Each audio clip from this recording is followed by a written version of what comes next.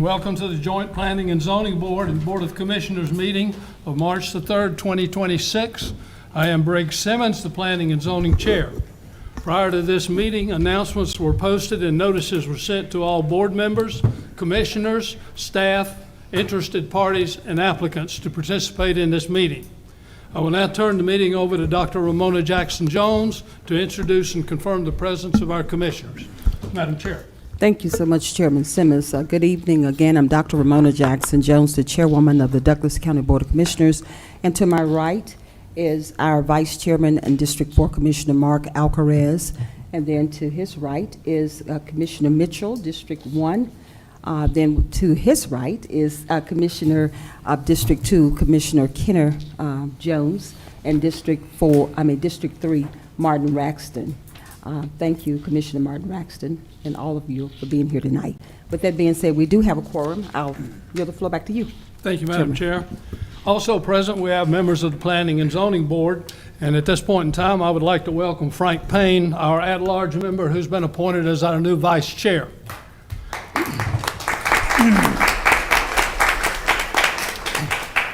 Also present, we have Brandon Penniman, District 1. Present. Oric Curry, District 2. Present. Melissa Polk, District 4. Present. And our school board representative, Chris Small, is not here tonight. He's been excused. We do have a quorum, however. Allison Duncan, our planning and zoning manager, will now introduce the county staff and planning and zoning staff present in the meeting. Ms. Duncan. Great. Thank you, Mr. Chairman. Tonight we have with us our Deputy Director of Development Services, Travis McDonald. We have our Director of Traffic Operations, Bruce Mercer. We have Mary Minter from our Legal Department. We have our Zoning Administrator, Austin Cronin, our Clerk of the Planning and Zoning Board, Johanna Womack, and I'm always grateful and appreciative for our Communication Department and our Sheriff's officers for being with us here this evening. Thank you. There's a reversionary clause that applies to each rezoning, and that is the applicant, the agent, or the property owner has 24 months to vest the zoning change after the Board of Commissioners grants an approval. As far as tonight's procedure goes, I will conduct the public hearings. Planning and zoning staff will announce each application, followed by a full presentation on that application. The applicant or the applicant's representative and members of the public in favor of an application will be able to present their information.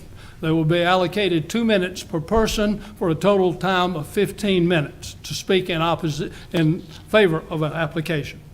Members of the public in opposition will also have time to speak. They too will have 2 minutes per person and an allocated time of 15 minutes to speak in opposition.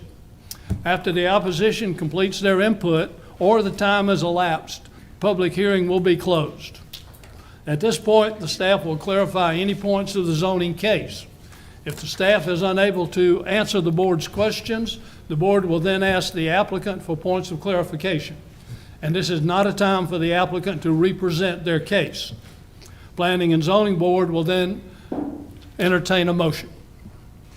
Our first agenda item tonight will be to approve the minutes of the February 3rd, 2026 Joint Planning and Zoning and Board of Commissioners meeting. Planning and Zoning members, after reviewing the minutes, are there any comments, changes, or questions? Hearing none, do I have a motion to approve? This is Frank Payne. I recommend approval of the minutes for the February 3rd, 2026 meeting. I have a motion. Do I have a second? Oric Curry, second. I have a motion and a second. Do we have any discussion? Hearing none, all in favor of approving the February 3rd, 2026 minutes, please signify by raising your hand. Thank you very much. That's unanimous, Madam Chair. Minutes of February 3rd, 2026 meeting come to you with a unanimous recommendation for approval. Thank you so much, Chairman Simmons. Board of Commissioners, you've had an opportunity to review the February 3rd, 2026 meeting minutes of the combined Planning and Zoning and Board of Commissioners meeting. Do we have a motion to approve? So moved. Second. We have a motion and a second. Any discussion, board? We have a motion and a second. All in favor, please indicate by raising your right hand. We have a 5-0 unanimous vote and the motion carries for approval. I yield the floor back to you, Chairman Simmons. Thank you, Madam Chairman. Ms. Duncan, do you have a recommendation on the change of agenda? Yes, sir. Before we move forward this evening, I would like to ask that we move the last item on the agenda in regard to Driscoll Drive up to the 4th item on the agenda. So that will allow us to take the first 3 items which were deferred from previous meetings, but would like to request that we move the last item up, as we anticipate we do have citizens here who would like to speak in regard to that. Okay, thank you very much. Planning and Zoning Board, you've heard the recommendation. Do I have a motion to amend the agenda? This is Melissa Polk. I make a motion to amend the agenda. Do I have Moving a second? item number, I'm so sorry, item numbers S202619 and up to 4th. I have a motion. Do I have a second? Frank Payne, second. I have a motion and a second. Do we have any discussion?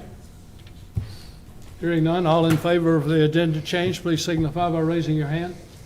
Thank you very much. Madam Chairman, Board recommends an agenda change for S 2026-19 to be moved to the 4th item on the agenda.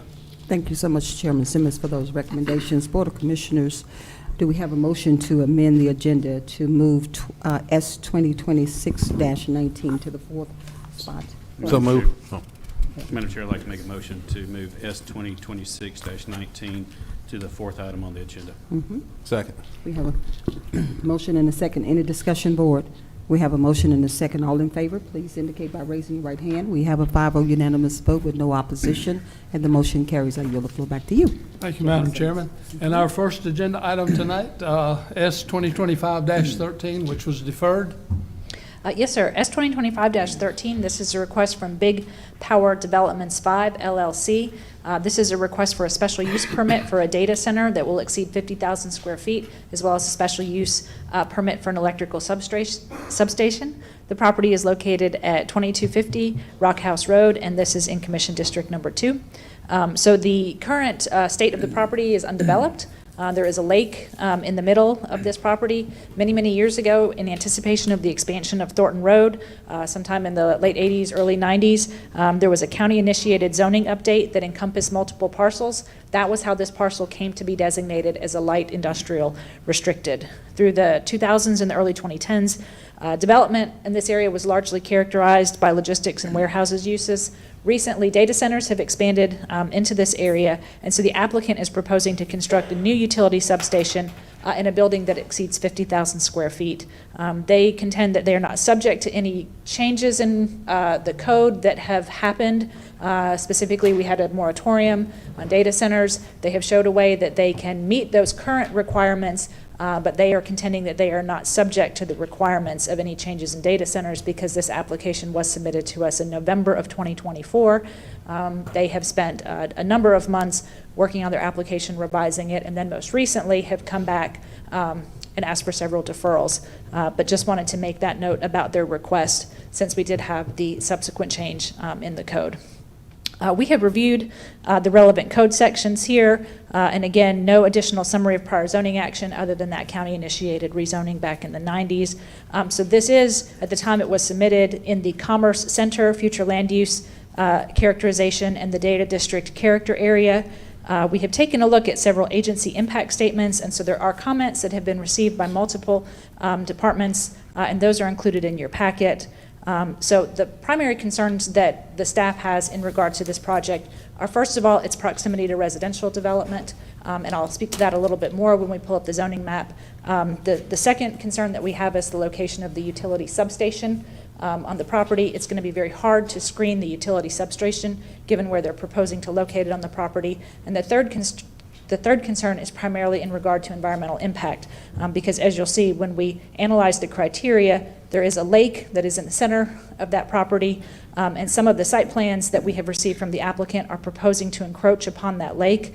So let me forward and show you a little bit of what they're proposing here. This is that site plan that does show the developable area encroaching onto the lake. You will also notice adjacent to that red strip down the corner of the property, that is a proposed buffer that the applicants are saying they will have on the property, but immediately to the west of that is the neighborhood that is the subject of staff's concern for the residential development on the property.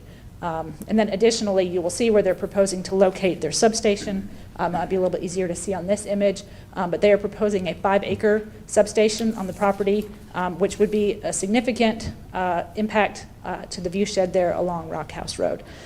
So we have asked for them to submit line of sight studies. So they did submit the line of sight studies, and again, staff does contend that there would be a substantial impact on the adjacent residential property as well as the utility substation from Rock House Road. There are several images in here that the applicant has asked to speak to during their time, so we've included those here for your consideration. Ultimately, the Planning and Zoning Department recommends denial of this request based on the findings that the proposed special use permit is not consistent with the comprehensive plan and the Unified Development Code based on the impacts to adjacent residential development and environmental concerns, as well as the character of the surrounding area. That number 2, the granting of the proposed special use permit may adversely affect the public health, safety, or welfare. And number 3, the granting of the proposed special use permit does not comply with the spirit intent of the Unified Development Code and does not reflect best practice. However, as always, if we think that the board may be inclined to approve the request, we have proposed several of the following conditions. Please bear with me as legal does require me to read this into the record. But the first condition is that the development of the site is for a data center and for no other purpose. Any proposed change in this use for the site shall be returned to the Board of Commissioners for review and approval. The second condition is that the development of this site for a data center shall be generally in accordance with the concept plan included in the planning and zoning file and referenced in the staff report. Approval is conditioned to this site plan. Minor revisions may be approved by the Director of Development Services. Should the Director determine that a revision does not qualify as a minor revision, it shall be at the discretion of the Director to return the application to the Board of Commissioners for review and approval. Number 3, all stipulations of the Douglas County Water and Sewer Authority impact statements included in the staff report are referenced herein and shall be binding as conditions of zoning approval. And then number 4, all stipulations of the Douglas County Department of Transportation impact statements included in the staff report are referenced herein and shall be binding as conditions of zoning approval. Number 5, the project architecture shall be reviewed and approved by DRC prior to the issuance of a land disturbance permit. The project architecture shall substantially conform in the style, color, and materials of the adjacent data center development. A determination of conformity shall be at the discretion of the Director of Development Services. In the event of conflict of interpretation, this application shall be returned to the Board of Commissioners for review and approval. Number 6, site landscaping shall meet the requirements of the Unified Development Code. Upon review of the submitted line of sight studies, additional landscaping may be required by the Director of Development Services to mitigate significant impact to the viewshed. In the event of a conflict of interpretation, the application shall be returned to the Board of Commissioners for review and approval. That concludes my staff recommendation. If you have any other questions, I'd be happy to address them at the appropriate time. Thank you. Thank you very much, Ms. Duncan. At this point in time, I'll open the public hearing on this matter. Anyone wishing to speak in favor of this application, please approach the podium. You'll have 2 minutes per person for an allocated time of 15 minutes. If you would state your name and address for the record, sir, in 2 minutes. Thank you. Good evening. My name is Bob Kaufman, 5303 Slater Mill Circle, Douglasville, Georgia. I'm an attorney with Hartley, Rowan Fowler, and we represent the applicant before you this evening. As you've been made aware, it's a site of 35.416 acres. It's a large parcel. It's already zoned light industrial, and it's in the data district character area already. What I've just showed you is an aerial photo with respect to all other light industrial zone properties located around this site.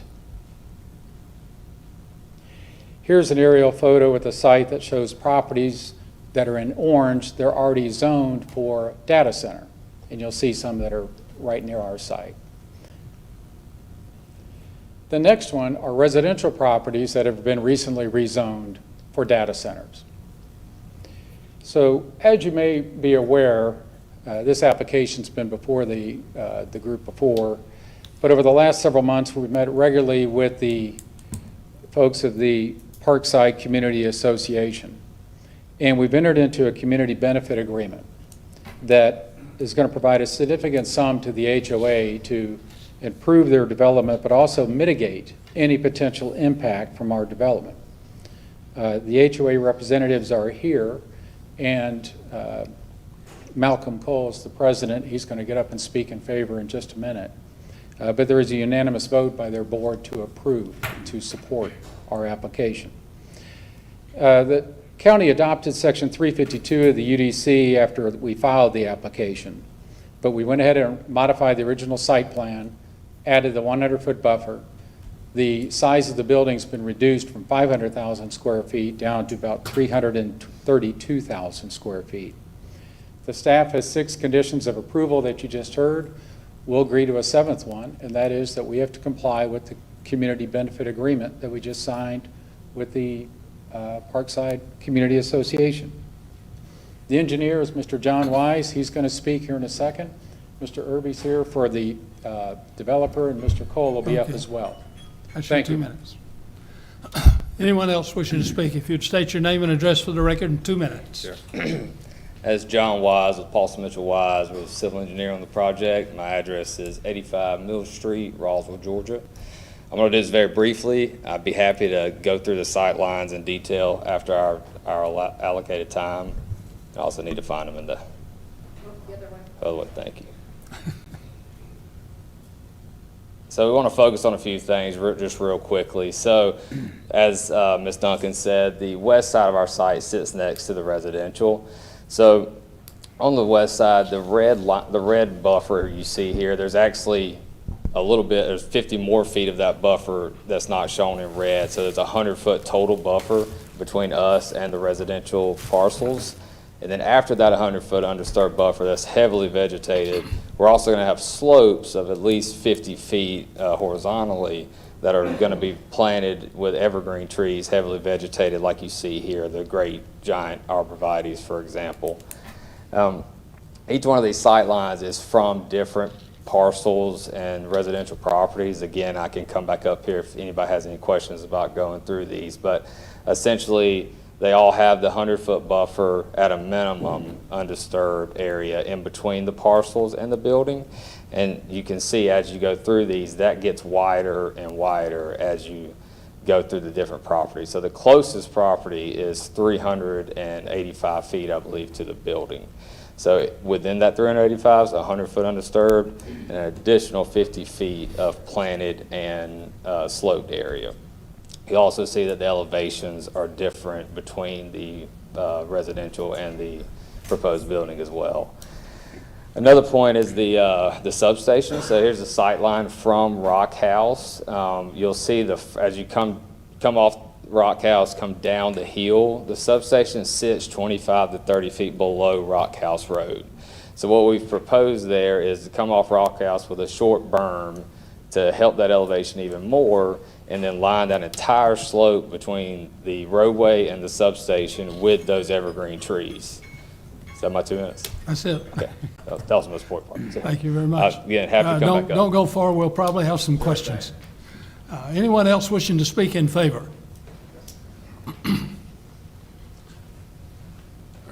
If you'd state your name and address for the record, sir. All right, good evening. My name is Malcolm Cole. My address is 1877 Round Ridge Circle. I'm the president of Parkside Community Association, HOA in Lithia Springs, and I'm here on behalf of our community regarding the ongoing development in our area. Our area is transformed from a secluded hill of 251 homes into a dense industrial zone of warehouses and data centers. Throughout this transition, previous developers have shown little regard for our residents, frequently damaging our primary access road without proper repair or consideration to our neighborhood. Big Power Development has taken a different approach. Since they first presented to their project nearly 2 years ago, they've actively engaged with us, including visiting our clubhouse and identifying ways to support our community. Following my appointment as board president on January 26, I requested an extension to these hearings to ensure our community is fully informed regarding the Big Power Development project. Since then, we've had community teleconference as well as weekend information open house, where initial polling was evenly split regarding the project. Our homeowners were able to thoroughly review the documentation provided by Big Power and address their concerns. Many residents have decided to update their position in favor of the project. Our latest polls show overwhelming support from homeowners, including several former board members. In light of the clear majority on behalf of Parkside community, the board of directors would like to express our unanimous support for approval of Big Power Development's application for a special use permit. We appreciate their proactive efforts to engage with our community and look forward to having them as a neighbor. given tremendous change in landscape for our neighborhood. We do ask the Board of Commissioners and the Zoning Board to ensure our community is protected from environment and infrastructural risks. Issues of water, power. Okay. That's Yeah. it? Yeah. Thank you, sir. Appreciate it. Anyone else wishing to speak in favor?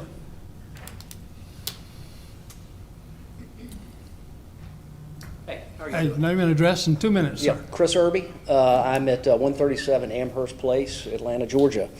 I work for NAI Brandon Goddard, which is the applicant here. We identified the site actually many years ago before we got involved with it. It's an industrial site surrounded by 95% industrial warehouses and data centers.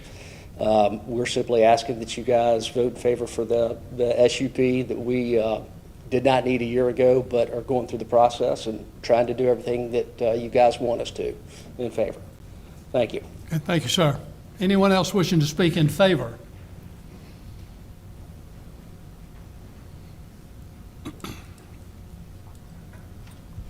Name and address in 2 minutes, please. Deborah Baird, 153 Westchester Drive, Smyrna, Georgia. I'm in favor. Our family have been tax-paying citizens of Douglas County since 1960.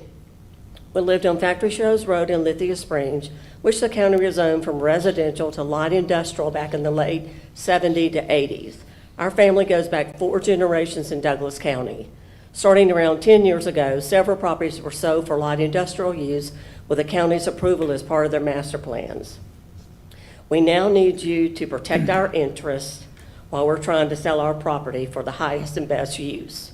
It feels like we're being penalized as property owners since this is the second time that we've been under contract and not fulfilled the sale. Both of us are Georgia natives. My brother is a Vietnam veteran, senior citizen, a longtime Douglas County taxpayer. He has lived on this property for over 35 years. The developer has gone to extreme measures to make sure this is a win-win situation for all. We ask that you grant the special use permit so that we can sell our property in the same manner as others have been successful in selling all other properties zoned light industrial. Thank you. Thank you very much for your comments. Anyone else wishing to speak in favor? Seeing no one moving, I'll close the public hearing in favor and open the public hearing in opposition.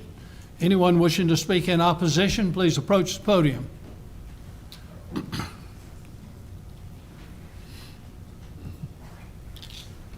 If you'd state your name and address for the record in 2 minutes. You might want to pull that microphone down a little bit. There you go. Okay, can you hear me? All right, my name is Margaret White. I live at 9932 Mancunian Way. I live in the tributary at New Manchester. Our neighborhood pays some of the highest taxes in Douglasville because we pay both city and county taxes. On top of that, the residents at Tributary paid over $50,000 last year to operate our tennis center, which I recently learned also functions as a police precinct at no cost to the city or the county. Additionally, we paid more than $153,000 last year to maintain and upkeep the Riverside Corridor. The homeowners of Tributary are doing a lot for this city, but who is looking out for us? I am a healthcare provider with over 30 years of experience, and I'm here today to oppose any additional data centers in Douglasville.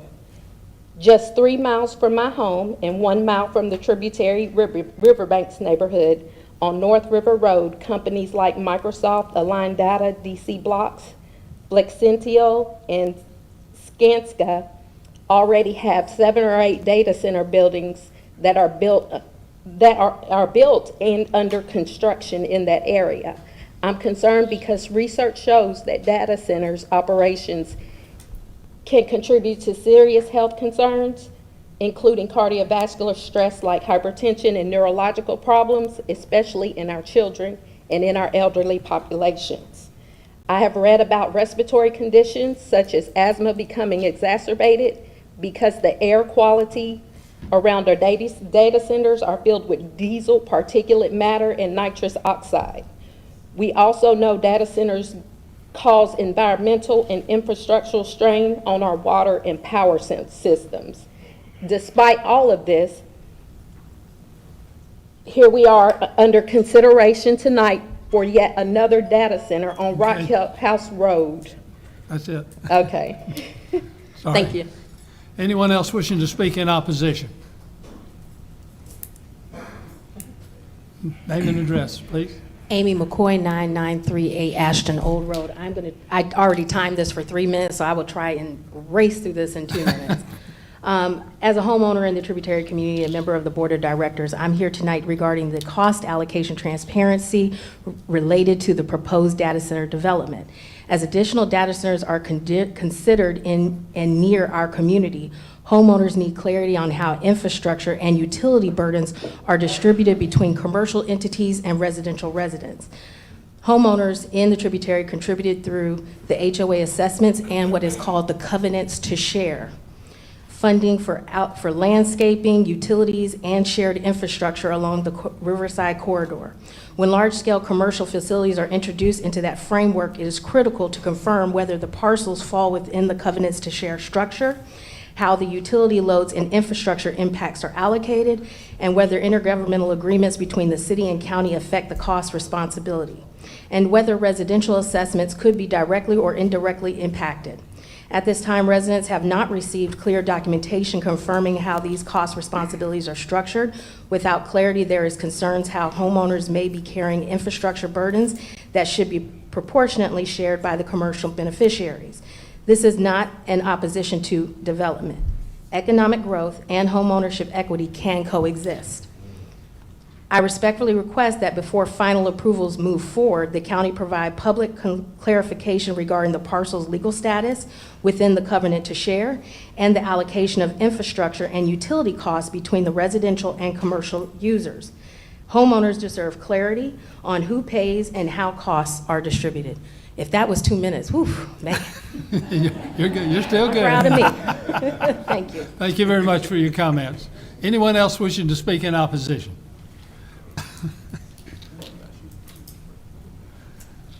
Name and address for the record, please. Jatan Newcomb, Parkside Community. I would like to say that this is not for it or against it, because the saddest part is that the voting really goes down to they're going to do it anyway. So I just want you guys to know that. I've been coming to the courts, to these meetings, to understand what's going on in the counties and what we can do for our community. I've cried in here, I've screamed in here, I've been nice to people, we've laughed together and everything else, but it seems like it's not making a difference. I've hosted my advocacy for Lithia Springs, not just our community, but Lithia Springs as a whole was hosting a virtual meeting to listen to what the people that were running for this commissioner's seat had to say. Meeting with developers, advocating for investments not only in our neighborhood, but for the entire unincorporated Lithia Springs. Asking for these billion dollar companies coming in with all these tax abatements, take care of our taxes for a few years. Also asking for a comprehensive plan review. That's all we asked for, because I think we would not be in this situation if that was a company. Instead, we have had companies coming in disrespecting us in conversation. My granddaughter no longer see deer in the backyard or side of the house, no bunny rabbits, no butterflies. We have lost water with no warning, have water plate covers in our street, have a sinkhole, has had windshields cracked, signs ran over, and these vehicles crossing the line and almost running us off the road. Long wait times to get to anywhere. We don't know what the future holds with all these new builds, but we do know that every time they've done some blasting, it has affected our homes, and we need to know that not just now, but 10 years down the road, or even after it's completed, how are we going to be compensated for how it's going to affect our homes? It's not for, it's not against, because again, at this time, we're just like, they're going to do it anyway. And that's unfortunate. Thank you for your comments. Anyone else wishing to speak in opposition? Name and address. Hi, thank you. Susan Bowie, 2935 Flowers Drive in Douglasville. 30-year resident of District 2, been in the same house 30-something years. And I'm just here to say, I feel like that kid Mikey in the commercial, you know, I know, let's let Mikey do it, because that's what's happening here in Douglasville. Everybody's coming here, and let's just do it here. I mean, I don't know about you guys, but if you look on Facebook, you'll see it. They're already putting feelers out. Do we want battery centers? How many data centers do we want? They're taking advantage of us. And what some of these homeowners don't understand is that no matter what they promise you, if they back out of it, it's civil. You have to take them to court. These folks can't help you. The police can't help you. You're going to have to go to court. So I say no. Leave that lake alone. Leave these people alone. Go somewhere else. I mean, this is the old not in my backyard, but please, not in my backyard. I live on a corner lot, one street, 12 houses. Out of that 12, 6 are owned by private portfolios. Now, you know what that means? That means if they want to come in and put an HOA in my neighborhood, all they got to do is buy a few more houses. All they got to do is raise those rents, and they change the voting of that street just by the rent. And these people are doing the same thing to these other folks. They dangle pretty things in front of us. But when push comes to shove, they get the land and we get the shaft. Thank you. Thank you for your comments. No clapping, please. Please. Anyone else wishing to speak in opposition? How much time do we have, Ms. Duncan? 7 minutes, 17. 7 minutes, okay. Hi, my name is Sonia Lynch, and I live at 3155 Founders Way. I live in the Tributary. When I first moved to the Tributary, I was so elated because it was like a forest around there. Now, the Riverside Parkway and Rock River Road, or whatever you call it, it's a parking lot for 18-wheelers. Now, the gentleman just spoke in favor of putting this data center, and he said it was in 3 miles with his line of sight there. That is 3-minute drive to one of our residential areas. 3-minute drive. Do you guys realize that at night, from a data center, there is gas that we can't smell, we can't taste, we can't do anything, but it floats through the air. And you know who breathes it at night? All us residents that are sleeping. And it also, those data centers also emit a sound that we can't hear, that causes dementia, okay? It's more than a notion to take a treed lot, tear everything down, and put a data center up there. There may be people working in there, but none of them live in Douglasville. So what I'm saying is, what are you giving us? It's a problem.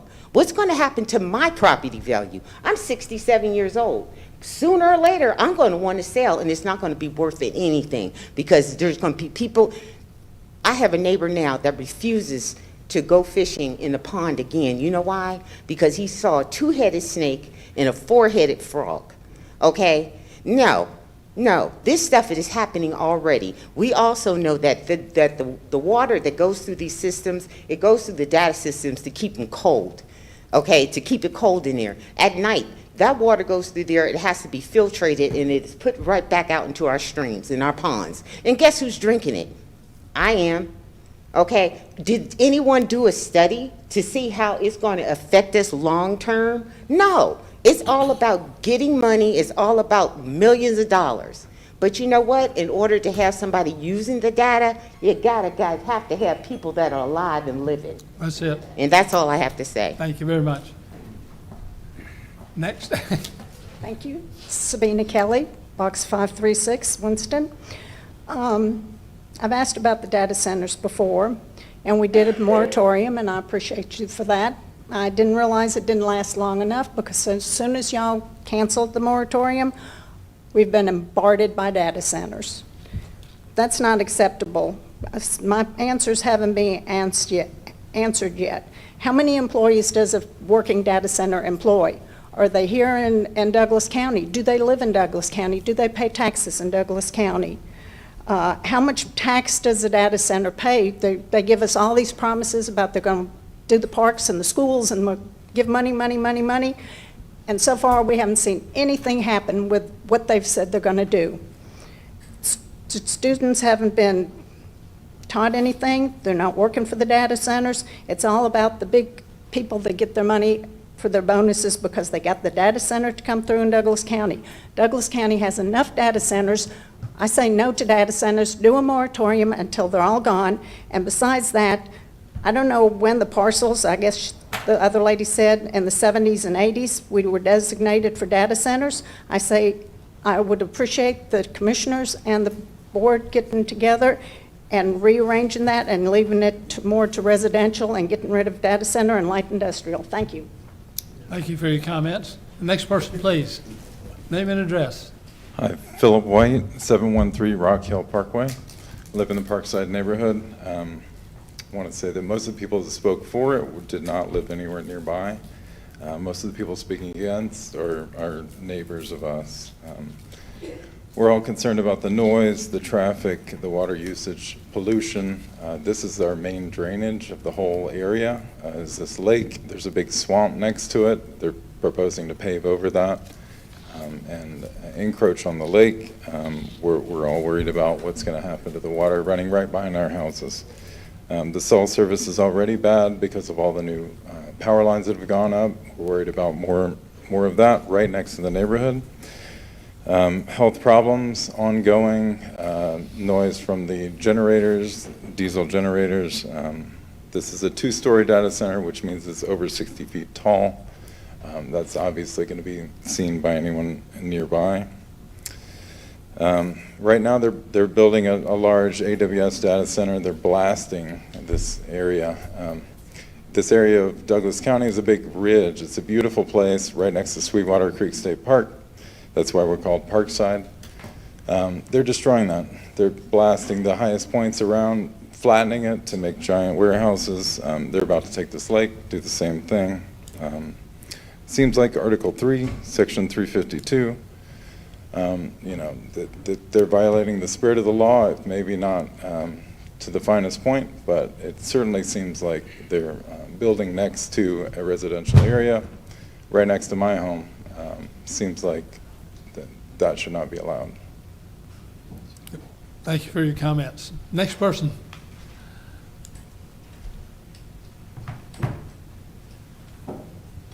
Hello and good evening. My name is Constance Rayford. I live at 2315 Valley Creek Drive. I bought my home in 2012 when there were nothing but trees, deers, and rocks. I have since seen other homes being built, and I've come to the point where I just start shaking my head when I leave my home and when I return home, because there are buildings and warehouses and data centers, and that is not what I envision for the long-term use of my home, okay? I have a concern because I had a cancer diagnosis last year, and due to the stress, I had a silent heart attack. I was home about 2, 3 o'clock, and the traffic is horrible. I was having symptoms. Instead of calling 911, I was afraid they would not get to me in time. I had to call my daughter from work to come get me because she knows how to cut down Douglas Hill. I didn't think I would make it because the traffic is so bad. The buildings, the trucks, the potholes, the sinkholes, they're all there. But I stand here today because my daughter knew how to get around the traffic. And it's just not fair. My health is not for sale. My peace of mind is not for sale. I vote no. I don't want any more. I'm tired of it. And for us to be offered $2.5 million, big power, how dare you? That shows how much you care about my community, where I have researched and seen other communities have been offered much more. Okay. So I vote no on this proposal. Thank you so much. Okay, thank you very much. That's our 15 minutes allocated. I will close the public hearing at this point in time. The public hearing being closed, Planning and Zoning Board, do you have any questions of the applicant or of staff? And I guess I need to probably mention at this time, you mentioned something about a 7th condition to deal with a contract between you and the homeowners. But we cannot put that in as a condition. The county cannot be a part of that. We cannot enforce it. We don't have anything to do with it. Okay? All right, Ms. Duncan, did you have something other than that? Again, just want to underscore exactly what you said, Mr. Chairman. Thank you. The county is not a party to any private agreement that has been executed, nor will we be a part of any party of that agreement that has been executed through a condition of zoning or any other means. Thank you. That's simply between the residents and the company. Any questions, Planning and Zoning Board of Staff or the applicant? Could Allison come back up again? Yes, sir. Do we know how many data centers is in that area offhand? Offhand, I don't want to take a guess. Okay. I think that, so what I know in the county is we have 5 data center proposals that are actively under development. In terms of the city, I actually don't know how many have been zoned or under development in the city. And again, the 5 that I'm aware of are not all in that area. We have the Stream campus, which is out on the west side of the county as well. So, but in terms of the number in the city, I do not know off the top of my head. Okay, so right now we have 5, not counting what's in the city, basically. Yes, sir. Countywide for Douglas County. Yes, sir. Okay. Can the applicant?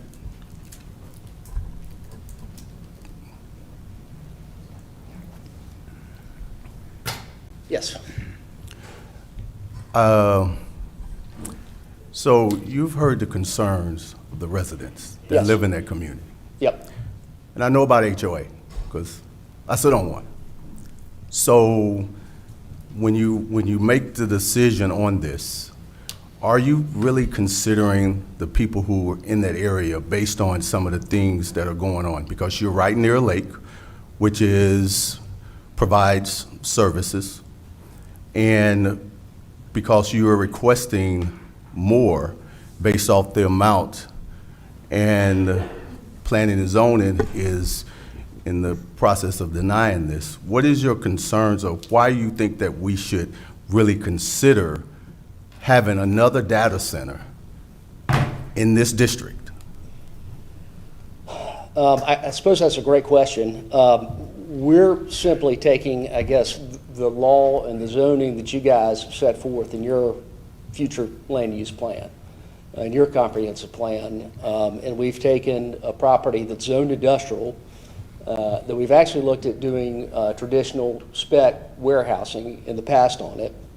I was involved in that as well, and part of that process was actually to drain that lake. This project does not drain the lake. It was our understanding in the previous project that the Department of Watershed actually would like to see all infill lakes such as this completely drained because it presents a flood hazard, especially when the dams aren't, up to code, and they're generally in, these types of lakes aren't dammed up, properly and safely for all the residents downstream. So that was the recommendation at the time, was to actually drain the lake in its totality. As it relates to this project, we're keeping the lake in its place. I guess we might be getting rid of the dam. I'd let the civil speak to that. But we're taking a property that's already zoned industrial. We're not asking you to do anything as it relates to your land use long-term plan. We're simply asking for a special use permit, not a rezoning.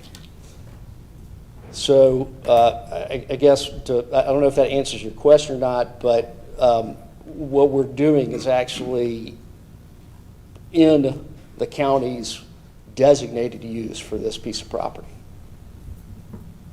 Does that? Oh, yes. Okay. That's good to go. Do we have anybody here from WSA?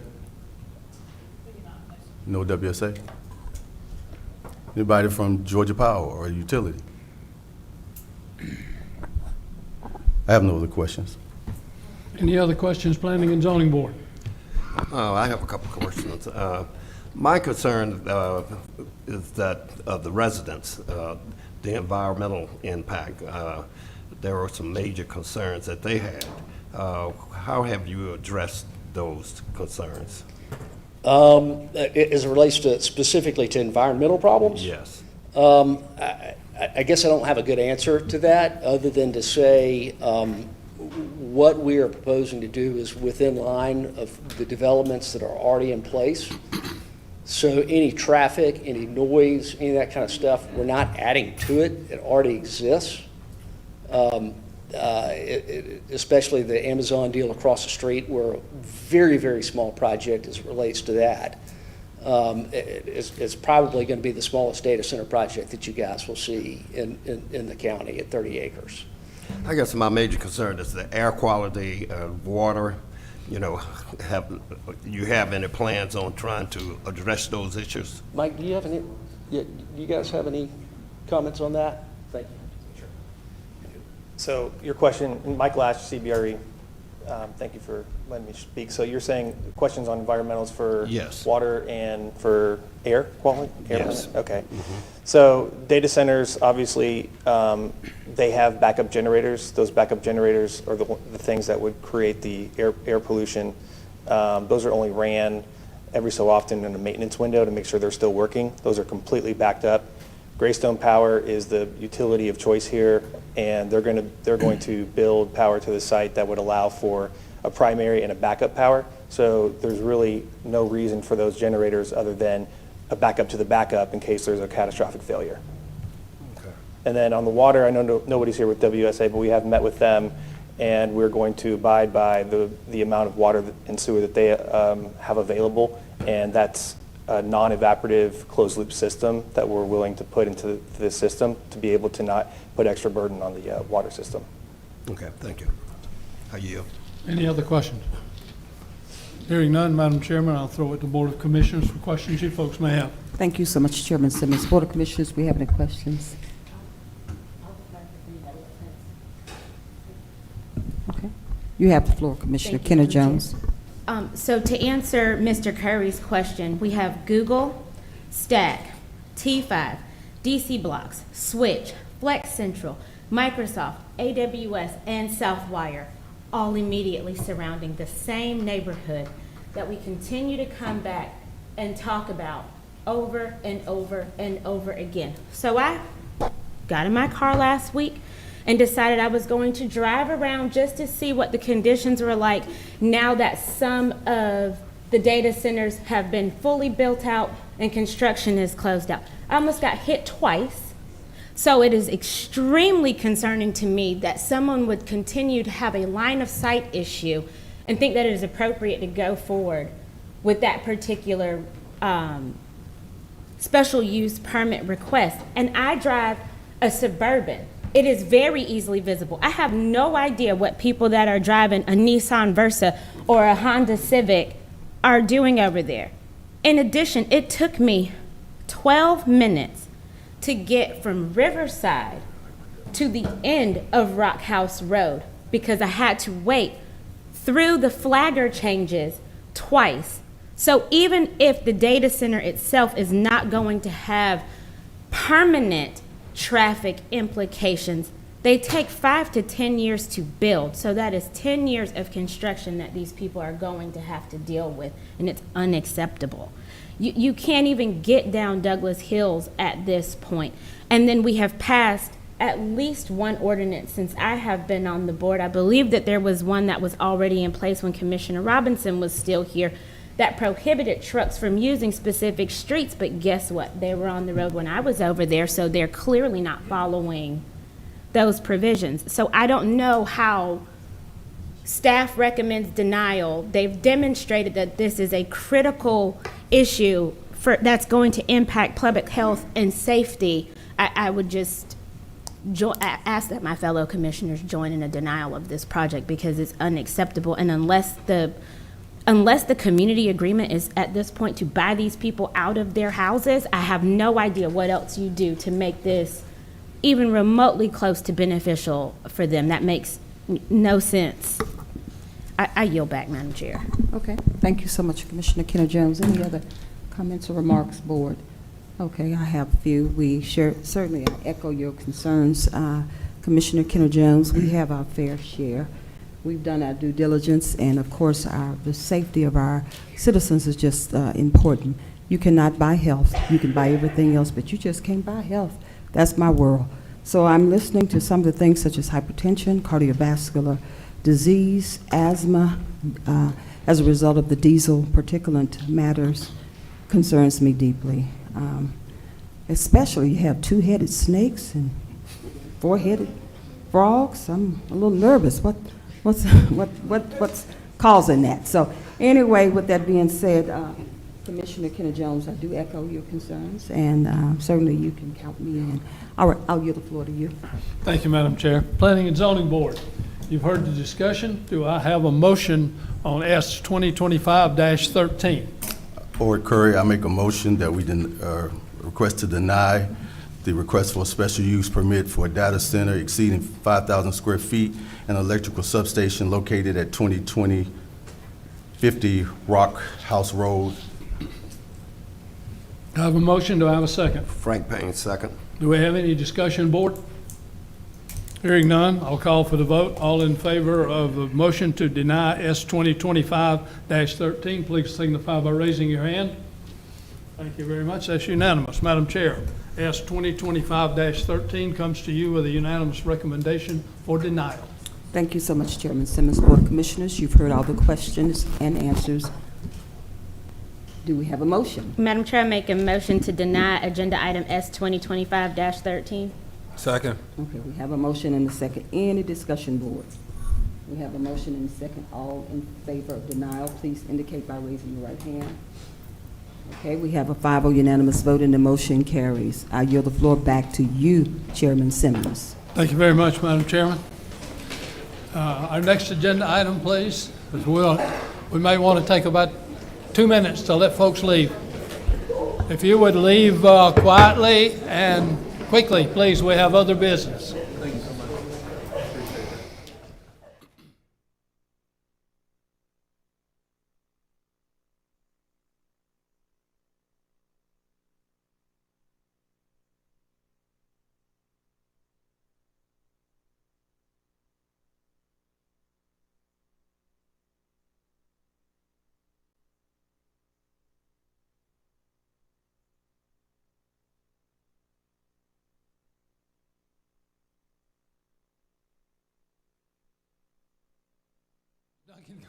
All Next right. agenda item, please.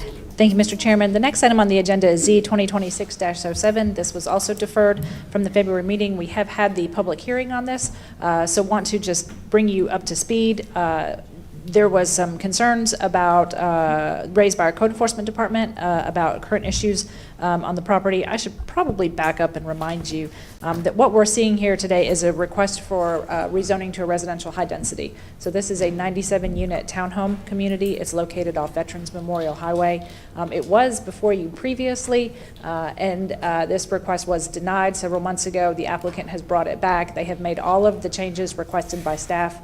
And so again, we are recommending approval on this after the meeting with code enforcement, and certainly I would defer to the applicant if they want to provide any additional details, but my understanding is that they did reach an agreement. Should the board see favorably to approve their recommended, to approve their rezoning application rather, then the applicants would commence post haste with their development, so that would ameliorate any outstanding code concerns on the property. And should the board not approve the request, then code enforcement would step back in and take whatever action deemed necessary.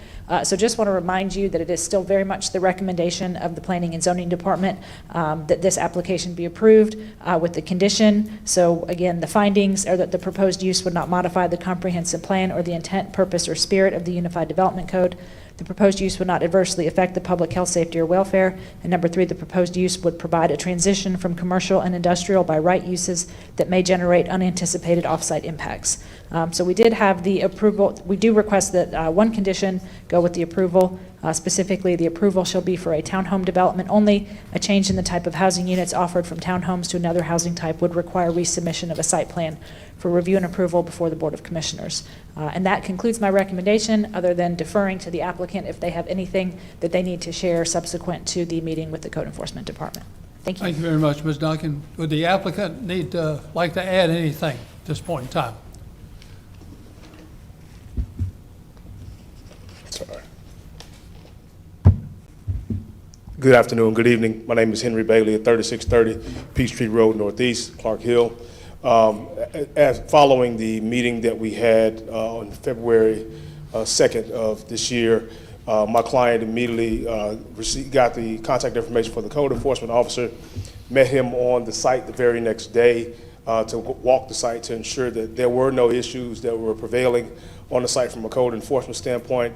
Although the code enforcement officer is not here tonight to speak on this, my client and the code enforcement officer did come to an agreement on the fact that there was nothing for us to do at this time with respect to code enforcement on that site, because the site was in a really good state and was not like he remembered it from whenever he remembered it prior. So we just ask that you follow staff's recommendation of approval with the condition as stated, which we're happy to agree to. We'll take any questions you have when the time comes. Right. Thank you, Mr. Bailey. Yes, sir. Planning and Zoning Board, do you have any questions of Mr. Bailey or of staff? Hearing none, Madam Chairman, I'll throw it over to the Board of Commissioners for any questions you folks may have. Commissioner Kidder Jones, we have the floor. I just needed a quick reminder. Is this the one where you all recommended approval? There was a little bit of concern about the architectural designs? Well, so again, for this go-around, the access portion has been taken care of. That was the initial concern that we had probably, I don't know, probably a year ago, since y'all saw this previously. The applicants did submit the facades that you see there as an example. That's aggressive. So that's again, real aggressive. I'm sorry? That blue is real aggressive. Well, so again, the only thing that I would add is we are conditioning to the site plan, but not the architecture, right? So there's still some work that's going to have to be done on the architecture. I know, I'm just pointing it out so that they will reconsider what colors they paint that, because that's real aggressive. Understood. Thank you. But again, so what we would really mostly be focusing on would be the fact that this is townhomes. We do feel like that there's been enough preliminary engineering on the site that this layout is viable under our code. As you know, staff always would prefer to see a mix of uses. So even though this is a straight townhome project, you will notice there's an existing commercial building that is already in proximity to that. We feel like this does achieve the mix that we'd like to see. Otherwise, it is noted that we still have to work on the architecture, but generally speaking, we are comfortable recommending approval of the rezoning request. Thank you. Commissioner Mitchell. And if you'll step there for staff, if you would. So we went from what to what? Again, it was like 100 and something in the beginning, correct? It was 101 when Okay. you saw it a year ago. It is now down to 97 units. Got it. And the code enforcement situation, it's being addressed, or has been addressed. Yes, sir. Pending the outcome of the vote tonight, we will take the appropriate next steps. If if it is a favorable approval from the Board of Commissioners, then I trust that the applicant will submit their site plan for review so that we can get it under development and get the townhome community built. If the board chooses not to approve it, then we will send this back over to code enforcement for whatever follow-up steps they deem to be necessary. And can you review once again, I hate to put you through this, but the conditions, make sure that. Again, so just one condition. We want to make sure that we are conditioning it to be townhomes only. Under the residential high density, you have the option to do a variety of different high density. So condominium, duplex, triplex, quadplex. Because what they are presenting you is townhomes and that's what you're acting on, that is simply the condition we're asking for, is that they follow through and deliver on what they've presented to you if that's what you're voting on. So that is the only condition, that it shall be a townhome development only. And if they decide to change the type of housing that needs to come to you, they would have to resubmit another application. Also want to clarify that this is going to be fee simple, so they are not asking for a special use permit to allow the community to be rental. So the expectation would be that these would be fee simple for sale townhomes. And what's that price point? The price point for the bright blue homes will be about, no, I'm joking. The price point is around the mid 300,000. Okay, got it. And give me an idea of kind of what's inside, 3 What's bedrooms, 1 bath. Oh, you want to Floor see plan, the, I'm oh, sorry, okay, I yes, got you. yes.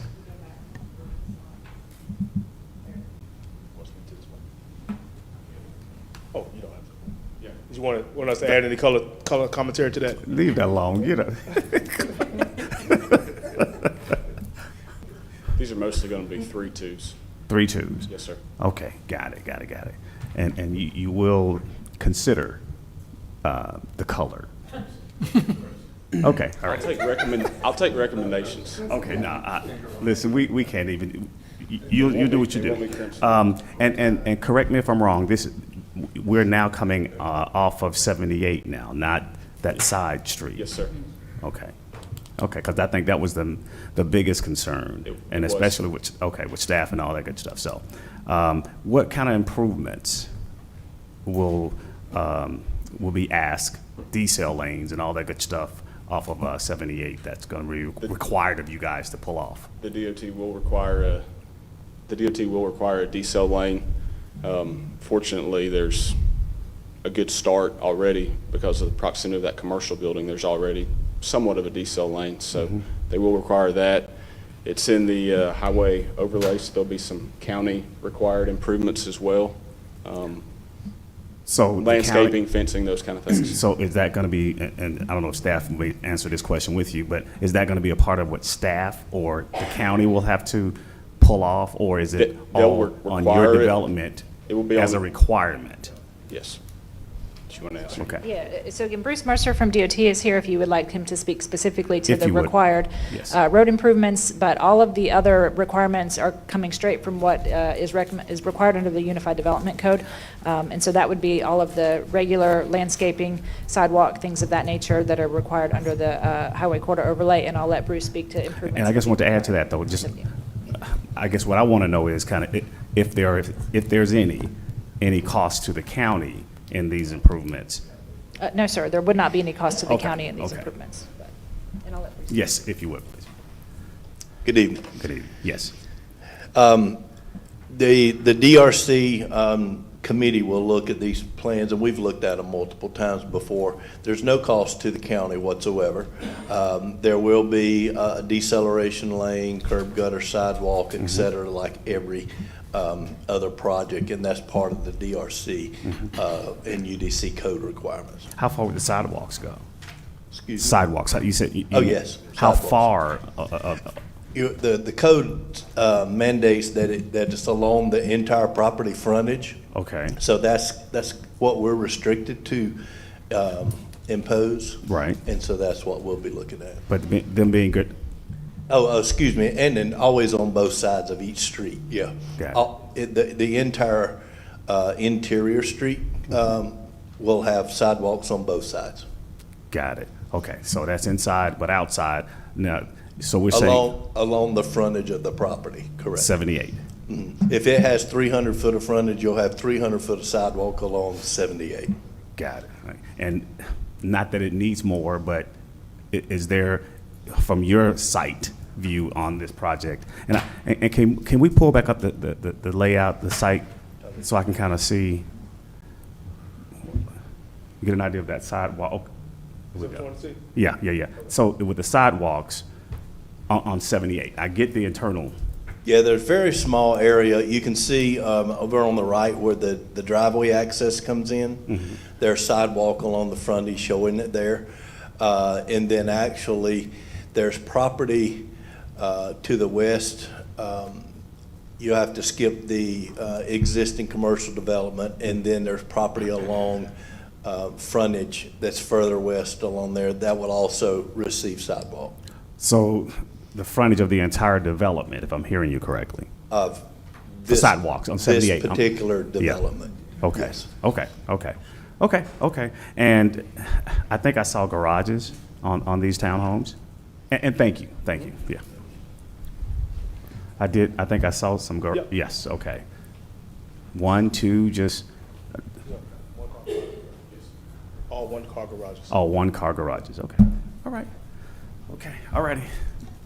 And I like the blue, by the way. You do like the blue? Thank you. I yield back, Madam Chair. I just had one question regarding square footage. What's the square footage? That's my favorite topic. I like the blue. I just want to know the square footage. The footprint is 1,000 two-story. It's 1,000 square feet footprint, two-story. I don't know if I can see it, but somewhere around, I want to say, 1,700 square feet, something like that. That's decent. Sorry, I don't have the exact number in front of me, but. Okay. Thank you. I yield the floor back to you. The minimum square footage in that zoning district is going to be 1,300 square feet, so they're going to have to be at least 1,300 square feet, and then they can go up from there if they need to. Okay, thank you. That answers my question. I yield the floor. Oh, I'm sorry. Vice Chair, you have the floor. All right. If you'll go back to the layout, please, the site plan. What provisions have you guys made? If you look at that bottom left-hand corner, you basically have one building almost at touching another complex right there. What provisions you put in place that catches fire from it spreading to the other parts, to the other townhomes? Which portion are you talking about? Look on the inside of your what I'm gonna call a U, the bottom left-hand circle. The bottom left-hand corner, I apologize. You see how it's kind of angled, and it's almost at the back of the other building. So what provisions have you made, if that catches fire, for that not to spread to those other units?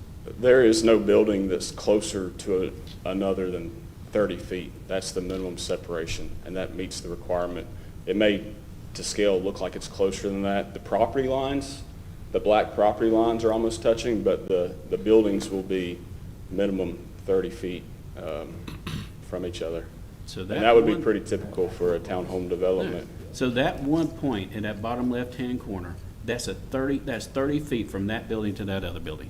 You gotta look at the red line. I don't know if you can really see it. Let me see if I can zoom Okay, in. I see the red line. So the red line's the actual The unit. red line is the actual unit, the black line is the property line. Okay. Is that natural buffer though, right? What do you mean, is that? Natural tree. The area between the. Buffer that he's backing up to. No, I mean, Oh, yes, yeah, the area there's is no backing space up to there. its No, natural that's buffer. it. It's also a stream that we cannot encroach upon. Right. Yeah. It just, I mean, just my personal opinion. I mean, commissioners can think that way. But you're cramming 97 townhomes in 13.4 acres.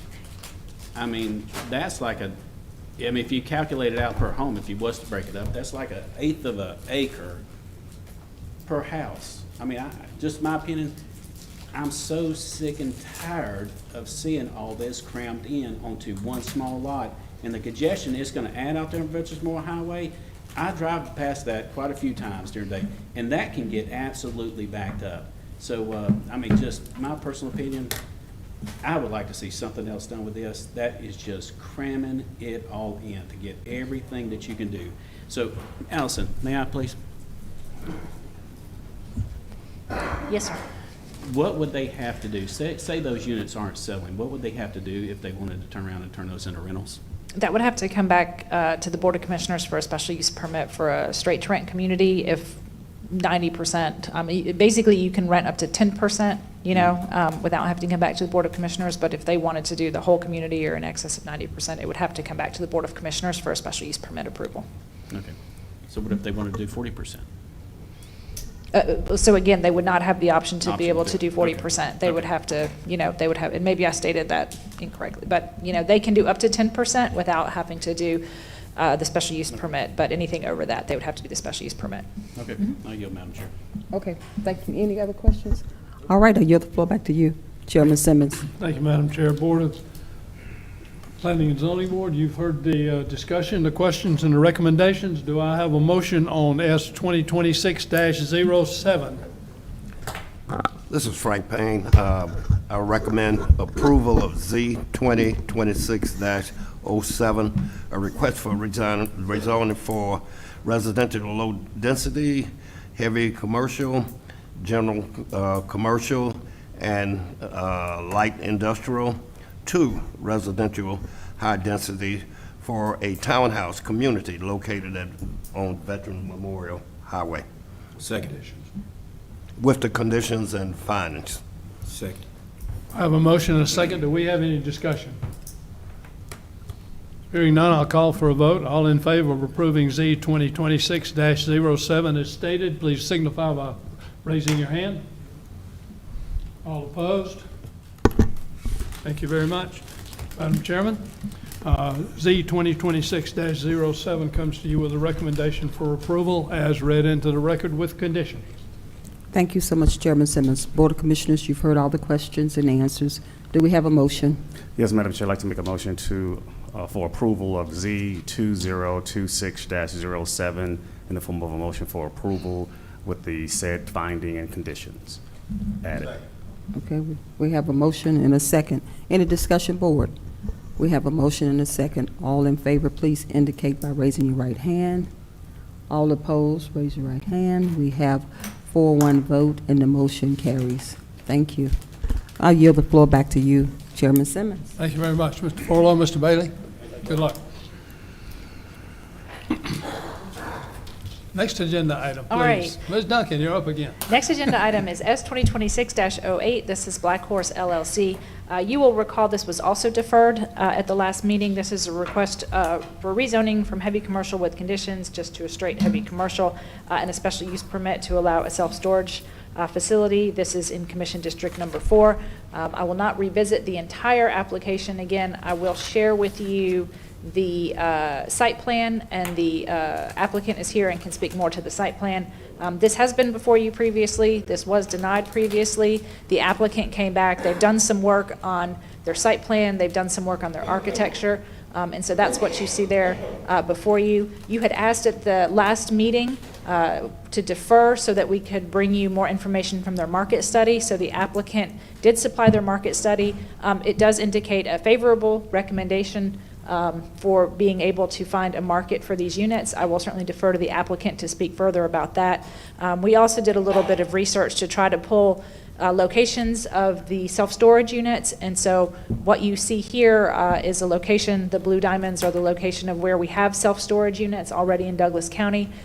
This one would be on the west side of Douglasville on US 78, so you can see there is a stretch between Douglasville and Villa Rica in that area where you do not have the proliferation like what you're seeing on this map. So again, the staff recommendation is going to be to approve with conditions for the rezoning and special use permit based on the following findings. So the proposed rezoning and special use permit would not modify the intent, purpose, or spirit of the comprehensive plan.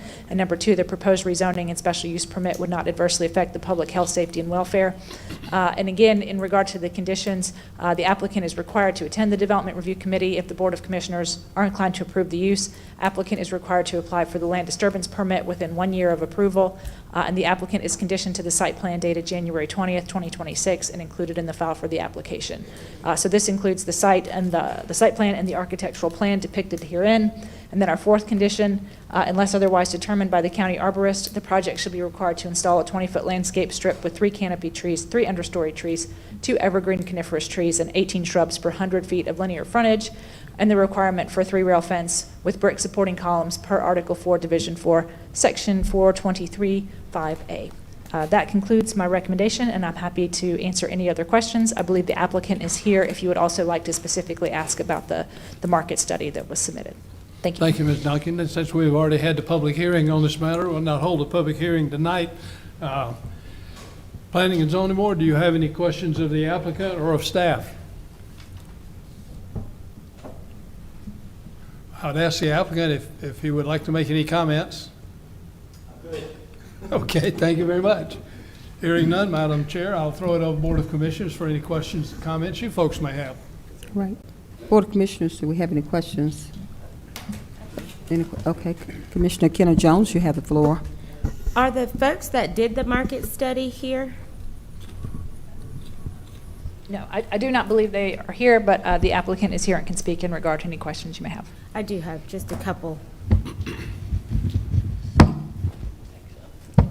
Terry Boomer, 130 East Main Street, Canton, Georgia, LJA Engineering.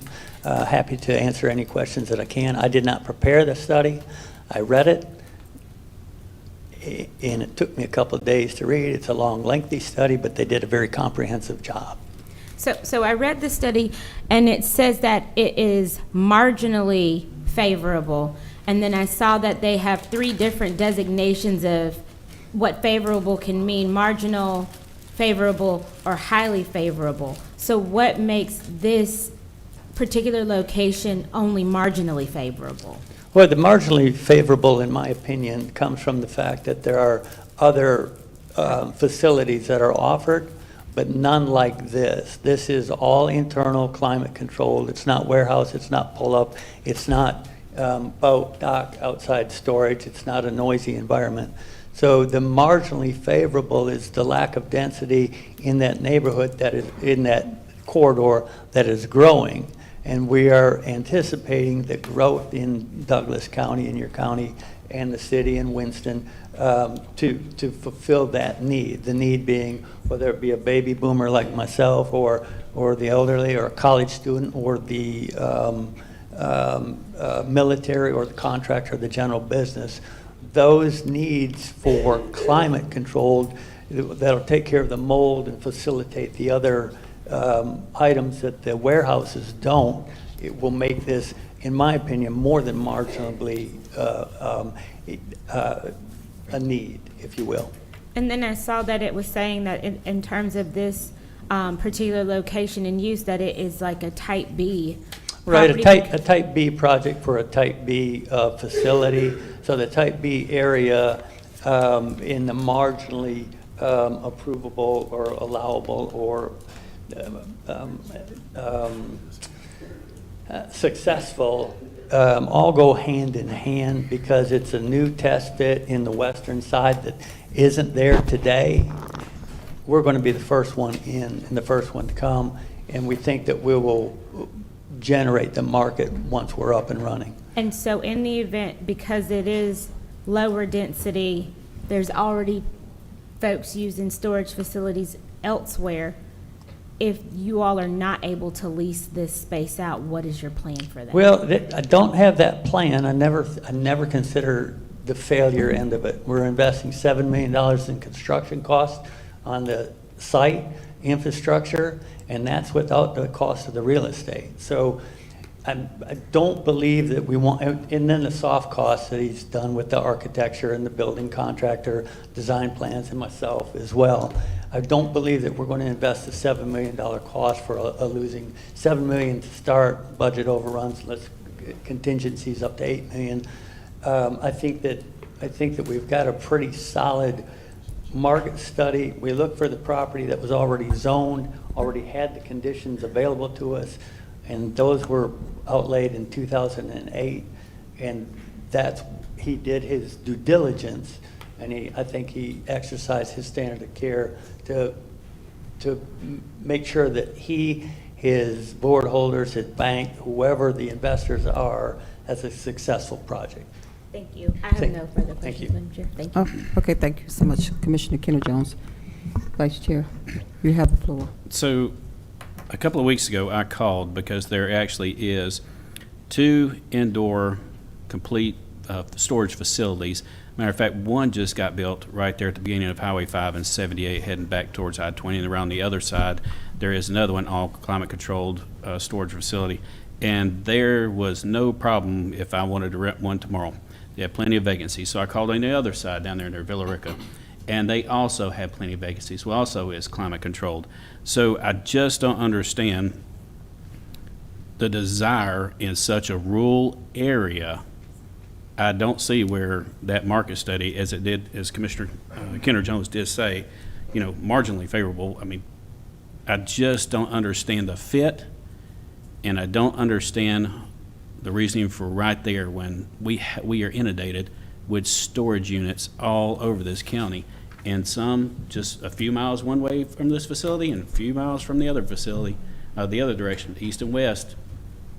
We have storage facilities galore, so I'm just not understanding the market, and I'm not understanding the location. So I yield back, Madam Chair. Okay, thank you so much, Vice Chair. Commissioner Braxton, you have the floor. All right, thank you. So one of the questions for the applicant is, what makes this storage facility unique? In my opinion, the completely, it's four-sided brick.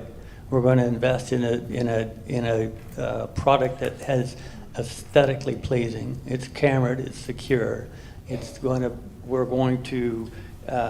got some pretty nifty self-kiosk button keypads, and then the climate control aspect of it, and I can't speak to Mr. Alvarez's phone calls and his research, but the completeness of the internal component to this self-storage, I feel, is unique to Douglas County. I don't think there's another one like it. Okay.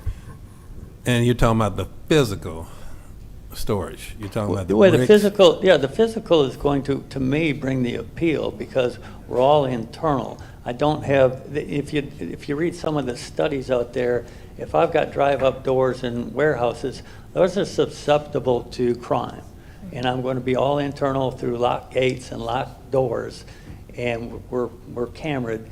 And I think that we're going to cater to more of the business owner, the hobbyist, that has a need for inventory, whether it be a 5x5 or a 5x10 or a 10x10 or a 10x20. They've got product and they've got material that they're not storing at home or they're not storing in a storefront somewhere. Then we're opening it up to a little higher clientele rather than just, I got too much stuff at home. Because that's not what I want. I don't want that tenant because that tenant sometimes might go unpaid. I want the higher end, I'm going to charge a little bit more for rent, so I want the higher clientele to come to my units. And I think because we provide that pretty rock there on the hill, that they will come. Okay. So you spoke about the rental rates, and that's going to be a little higher, so that's going to be another differentiator for you versus some of the other storage facilities in that community. Is that correct? Yes, and primarily for the clientele. I want to provide a better product than I can get from the warehouse, the mini warehouses. Okay. The last question, how many jobs will this create? Well, so per full-time job on a day-to-day basis, maybe one, maybe two. On the interim, whether it's the moving truck, the moving companies, the box tape, the containers, the whatever those jobs, I can't tell you. The contractors, the builders, the small business owners like myself that need space, it's a job supported rather than created. All right. Thank you. Madam Chair, I yield the floor back to you. Thank you so much, Commissioner Braxton. Any other questions for Commissioner Mitchell? Okay. All right. I'll yield the floor back to you. Thank you, Madam Chairman. Planning and Zoning Board, you've heard the discussion. You've heard the recommendation. We have two items here to vote on, and we'll take them separately. Do I have a motion on the zoning portion, Z 2026-14? This is Melissa Polk. I'd like to ask for a denial on agenda item Z 2026-14. I have a motion. Do I have a second? Second. I have a motion and a second. Planning and Zoning Board, do we have any discussion? Hearing none, I'll call for the vote. All in favor of denying Z 2026-14, please signify by raising your hand. Thank you very much. That's unanimous. Madam Chairman, Z 2026-14 come to you with a unanimous recommendation for denial. Okay. Thank you so much, Chairman Simmons. Board of Commissioners, you've heard all the questions and answers. Do we have a motion? Madam Chair, I'd like to make a motion to deny Z 2026-14. Second. Okay, we have a motion and a second. Any discussion, Board? We have a motion and a second. All in favor of denial, please indicate by raising your right hand. All opposed? Okay, we have a 4-1 vote and the motion carries. All right. Thank you, Madam Chairman. Okay, Planning and Zoning Board, we need to take the special use permit, even though the denial on the zoning Z 2026-08. Do I have a recommendation? This is Melissa Polk. I'd like to make a recommendation of denial of agenda item S 2026-08 of a special use permit. Or Curry, second. I have a motion and a second. Do we have any discussion? Hearing none, all in favor of the denial of S 2026-08, please signify by raising your hand. Thank you very much. That's also unanimous. Madam Chair, S 2026-08 comes to you with unanimous recommendation for denial. Thank you so much, Chairman. Board of Commissioners, you've heard all the questions and answers. Do we have a motion? Yes, Madam Chair, I'd like to make a motion to deny S 2026-08. Okay, do we have a second? Second. We have a motion and a second. Any discussion, Board? We have a motion and a second. All in favor, please indicate by raising your right hand. All opposed? One. It's 4-1 vote, and the motion carries. Thank you very much, Madam Chairman. Next item, we're going to take S 2026-19. Yes, sir. Good evening, Planning and Zoning Board and Board of Commissioners. S 2026-19 is a request for a special use permit to allow a dog boarding facility at 5291 Driscoll Drive. The lot is 10 acres and it's in Commission District Number 4. The property is part of a large subdivision of parcels that share a common driveway. It's currently used as a single-family home on the 10 acres. It's adjacent to the overlook at River Point, a subdivision of 24 single-family lots on a minimum of 1 acre. The subject property is heavily wooded currently, with a single-family home sited. The applicant proposed to establish a dog boarding facility on the property, contemplating 10 individual units for housing of the dogs that would have to be soundproofed if approved, with up to 6 dogs in each unit. The applicant proposal anticipates 4 additional vehicle trips per hour for pickup and drop-off, as well as having commercial heavy truck for transporting pets to and from the facility. Animals will be enclosed in facilities except during times of outdoor play between 9 a.m. and 7 p.m. The facility will have the owner-operator living on site, as well as 4 additional staff and an overnight supervision on site. Staff's taking a look at the relevant code sections. The subject property uses a shared private easement for Driscoll Drive where it terminates, or thereafter after it terminates, for access. It's not sufficient for the increased traffic along the easement. The addition of 10 enclosed units on the property for the housing of animals isn't in character with the existing neighborhood surrounding, and there are concerns for noise from barking dogs, as well as an operation that would run for 24 hours a day with staff also coming to the property. We're taking a look at the criteria. It's currently zoned residential agricultural. You can see where Driscoll Drive ends in this picture a little better. It's served by a private drive currently. This is the applicant's site plan with the 10 dog shelter units and an existing shed as well, and the current house on the property.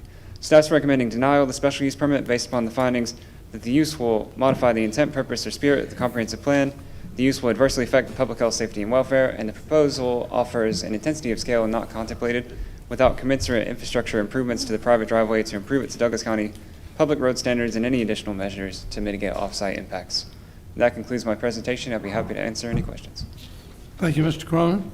At this point in time, I'll open the public hearing on this matter. Anyone, including the applicant or the applicant's representative, that would like to speak in favor of this application, where you have 2 minutes per person for a total allocated time of 15 minutes. Is the applicant present? Is the applicant's representative present? Anyone wishing to speak in favor of this application? I will close the public hearing in favor and open the public hearing in opposition. Anyone wishing to speak in opposition to this application, please approach the podium. You have 2 minutes for a total allocated time of 15 minutes. And we don't. If you'd state your name and address for the record, and in 2 minutes, please. Shannon Bentley, and I live at 5265 Driscoll Drive, so I'm at one of the properties at the very end. I had no idea I'd have to speak. However, I moved to Winston. I've been in Douglas County for 25 years. I moved to Winston 10 years ago, bought my property 5 years ago. I have 10 acres, residential agricultural, have a small homestead. I love that I live down a small private one-way drive easement where my neighbor's dog can sit in the road and have to drive around. I love that my grandchild can ride in my driveway and I never have to worry about that. I love sitting outside at night listening to my frogs down at the creek and my goats and my neighbor's donkey. I live there because I want that. I love the Winston rural area. Having a dog facility, already we've seen increased traffic where people have driven down the private one-way drive easement, past my iron gate, down my 500-foot driveway, to just oh, I just want to see what was down here, just because the property is for sale. So I can't imagine what would happen if there was suddenly a commercial dog facility with 50 dogs barking their heads off, on and off, all day, and people coming and going. So thank you. Please don't let them do this. Thank you for your comments. Anyone else wishing to speak in opposition to this application, please approach the podium.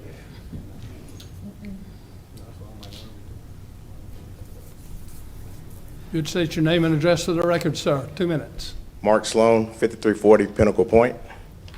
Good evening. Again, I'm Mark Sloan. I serve as the president of the HOA for River Point Overlook. And we had several residents that have expressed their concerns about the dog park or dog resort that was proposed. And then some of the concerns, we have some of the families that are expressing about the decibel noises and barking all day. A lot of families are concerned about the property value. We have a lot of families there that have invested a lot in their properties, and we are kind of tucked away and nested away in a private little corner, and that's going to increase traffic. Not a lot of people know where we live. We have really nice homes there, but not a lot of people know where River Point is. So I'm here on behalf of the community speaking in opposition of the dog park. Safety concerns from traffic was brought up. Not a lot of traffic, only primarily just the residents flow through there. So that would be a concern. Impacts on property value. Our position about the business growth is not opposing business growth. We are all for small businesses growing and contributing to Douglas County, but there needs to be consideration when it comes to zoning and where these businesses are placed, particularly if they're adjacent to residential communities where people like myself sought out these communities to be quiet, to kind of be tucked away so we don't have to be, you know, within the hustle and bustle with some of the other communities and dealing with a lot of the traffic. And that's all I have. Thank you, Mr. Sloan. Anyone else wishing to speak in opposition?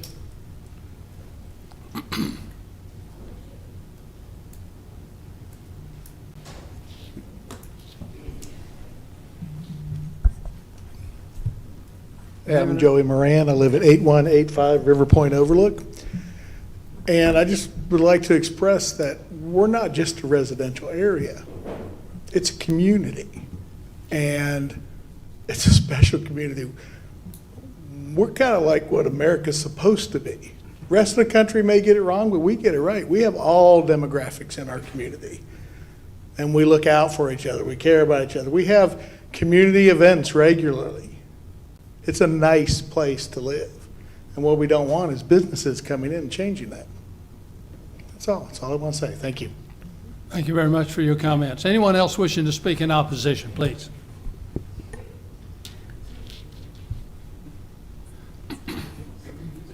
Good afternoon. During the time I've lived... Name and address for the record, please. I'm so sorry. LaToya Howe, 5377 Pinnacle Point, Winston, Georgia. During the time I lived in this community, there have been several occasions when animals have escaped, including wild pigs, horses, dogs. We have a whole family of turkeys. We have wolves and so much more. Our community goes above and beyond to make sure that we can find the owner of all of those animals. Often we have been unable to do so. It would be very concerning if we had dogs who may occasionally escape and we were unable to locate the owner of those dogs or reach the owner of the business. This is a concern for the safety of our community because, as you heard, we are an amazing community. We have children playing outside. We have the buses coming in and out of our narrow street, and all of these things would be impacted by additional traffic coming in and out. On all occasions where our community gets together, we work as a unit, and we've come together as a unit tonight to stand in opposition of this amazing opportunity somewhere else. Thank you and have a great day. Thank you very much. Anyone else wishing to speak?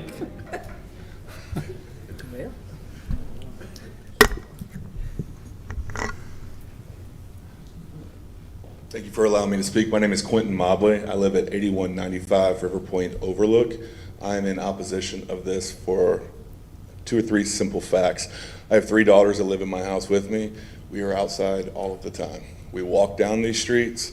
I have our dogs with us on leashes the majority of the time.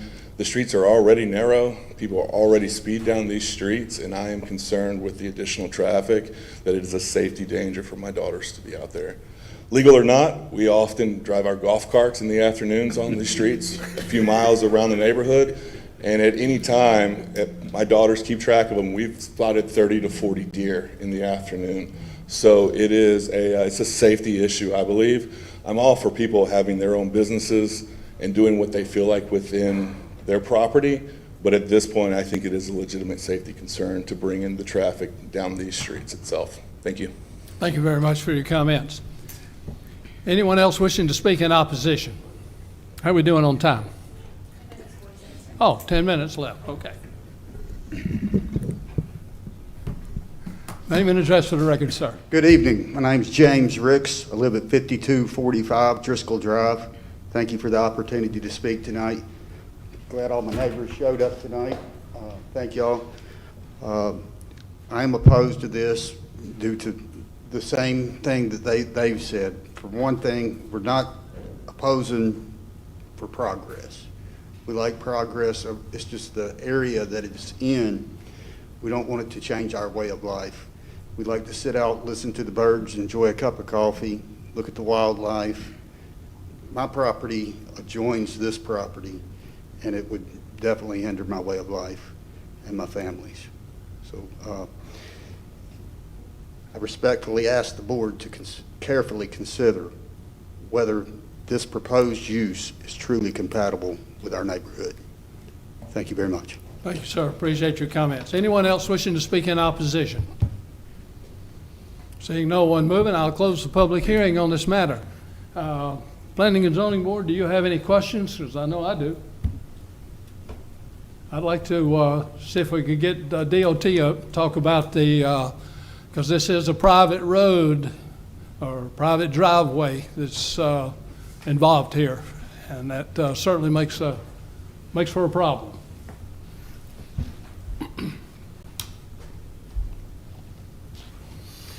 Okay. You'd kind of go through what would be required should this be approved. One more. One more. Okay, that'll work. No, that'll work. That'll work for me. Okay, to address the driveway access, as we show there in circled in blue on the screen is the property in question. Per the code, a commercial business must have direct access to a paved county street. It's not there. So when he came to DRC, we discussed with the applicant and said, okay, what would have to be done in order to achieve this? Then there would have to be a road constructed from the existing kind of a dark gray area, which is Drexel, where it ends. It would have to be constructed to his property in order to comply with the code. However, that's not his property. The property in question gains access through that narrow slither. This is probably 40, 50 feet, and it could have been one of the speakers that came up earlier, but that parcel in question has to gain access to a driveway that gets them to the county road. So you have multiple challenges here. The county road would have to be extended, and it would have to be the property owner that owns that slither would have to be willing to sell the property in order to extend the road, because it has to be a paved public street. And it has to meet all the requirements of a paved public street. It does. 24-foot wide, curb and gutter, et cetera. Would this also require sidewalks and gutters? That's what the code says. Okay. Planning and Zoning Board, do you have any questions? Thank you. Hearing no questions, County Commissioner Chairman, I will throw it over to the board for y'all's questions. Any questions, Board of Commissioners, at this time? Vice Chair, you have the floor.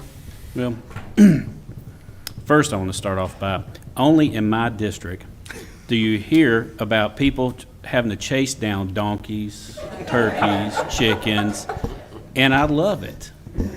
I love it. And I hear you. I love that piece myself. Come home and not have nobody but your neighbors, having great neighbors, having a good community. I love that myself. But I also want to state what bothers me that happens on occasions is we all take time to be here from away from our families and long days and long nights to come and hear these applications, and when the person who applied for the application does not show up, that That's bothersome. It bothers us because that shows lack of respect, not only for us, but for you as your community as they're trying to sell this to you. So I have nothing further to say, Madam Chair. Okay, thank you so much, Vice Chair. Any other remarks, Board? All right, I yield the floor back to you, Chairman Simmons. Thank you very much. I believe Mr. Cronin has something to add to this. Yes, sir. Just an update. I tried to call both numbers on the application. The property owner let me know that they canceled the contract with the applicant, so that's why the applicant is not here tonight. It's almost a moot point, but we do, since it is on our agenda, we Yes, do sir. need to vote on it. We're going to go Yes, forward sir. with it. Okay, thank you very much. Planning and Zoning Board, do I have a motion on S 2026-19?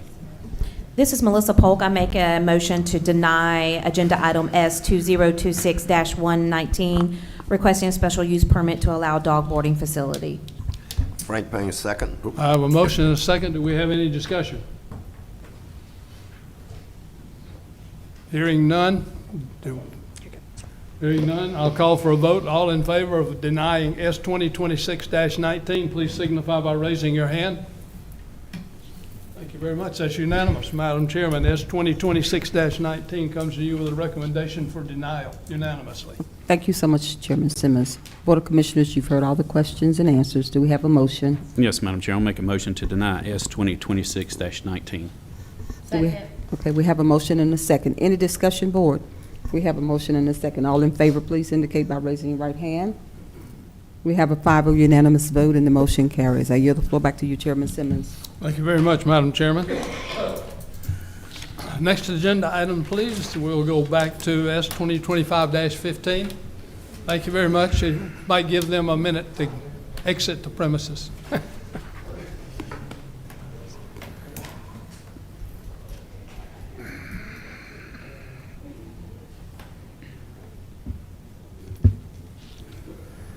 Those are my neighbors. Okay. Yes, sir. So our next item is S 2026-15. This is a special use permit to allow residential care facility at 2753 Trail Creek Circle. The lot is .46 acres. This is in Commission District Number 2. The subject property is 1,220 square feet, 3-bedroom house constructed in 1984. It's part of the Indian Creek subdivision. The applicant's proposing the home as an owner-occupied residential care facility. We've taken a look at the relevant code sections. The proposed special use did not change the principal use of the property as single-family residential structure. This would be accessory. There will be no additional changes to the exterior property required. The house will be subject to commercial building review where the applicant may have to make improvements to meet current life safety code and building code requirements. Personal care homes may require additional visits by emergency service personnel to provide medical care, but otherwise, all other impact to public infrastructure and services align with the principal use as a single-family residence. We've taken a look at the special use criteria. It's in a PUD zoning district. That's that green indication. A single-family home is cited. Staff's recommending approval of the special use permit based upon the following findings. Number 1, the proposed special use permit will not modify the intent, purpose, or spirit of the comprehensive plan. And number 2, the proposed special use permit will not adversely affect the public health, safety, or welfare. And that concludes my presentation. I'd be happy to answer any questions. Thank you very much, Mr. Cronin. At this point in time, I'll open the public hearing. Anyone, including the applicant or the applicant's representative that would like to speak in favor of this, please approach the podium. 2 minutes per person for an allocated time of 15 minutes. You would state your name and address for the record, please. Dana Jobert Hayes, 2753 Trail Creek Circle, Lithia Springs. My legs went to sleep. Sorry. I don't want to pass out here. So we actually, it's a residential property, and we have been a personal care home for some time. There was administrative glitch, and we did not reapply in a timely fashion. So this is why we are asking for we have to now ask for the special use permit. But our individuals that have lived in that home, I have one individual that's been there more than 10 years, one that's been with me for almost 10 years. They're part of the community. They know all the neighbors. We have met, we continue to always keep up all code, and we meet all the criteria of the state that's required. I did have an opportunity to speak with the code enforcement person, and because we had previously been approved, he shared that there was nothing new for us to do. So. Okay. Thank you very much. Anyone else wishing to speak in favor of this application? Seeing no one moving, I'll close the public hearing in favor and open the public hearing in opposition. Anyone wishing to speak in opposition? Again, seeing no one moving, I'll close the public hearing on this matter. Planning and Zoning Board, do you have any questions of Ms. Hayes or of staff? Yes, Ms. Wilk, I do. Actually, if the applicant could come back to the podium, thank you. Hi, how are you? Well, how are you? I'm well, thank you. I just wanted to get a little bit of clarification. When you had said that there was an administrative glitch, can you expound on that for me? We did not apply in time, the renewal. The renewal, so in regard to state compliance, you're in compliance with the state? Yes. And that would include like occupational tax certificate? Yes. Okay. And that's a valid state certificate right now? Yeah, well, let me think about that. Because I believe when we applied for the business permit, I'm not sure if they go hand in hand. Okay. I'm not sure. Thank you. Just to clarify, so the occupational tax, that comes from the county, the local government. Mhm. And when they submit for the occupational tax, we do check for that they have all the licensure from the state at that time. So if we currently held her application pending the outcome of this hearing, but we would ensure that she has all licensure from the state. Mhm. I was just wanted to clarify if she was currently in compliance with the state. Oh, okay, yes, ma'am. So again, from applying, if we're being held, then I guess, as far as the occupational tax, I guess we are not pending the approval. And so that's just what you're talking about, the administrative glitch? Yes. Okay, I understand. And you stated that how many persons do you have in that home right now? That you are, that are your residents, if you will, or your persons that are staying there for your service? 4. 4. And how many bedrooms is that? There's 3,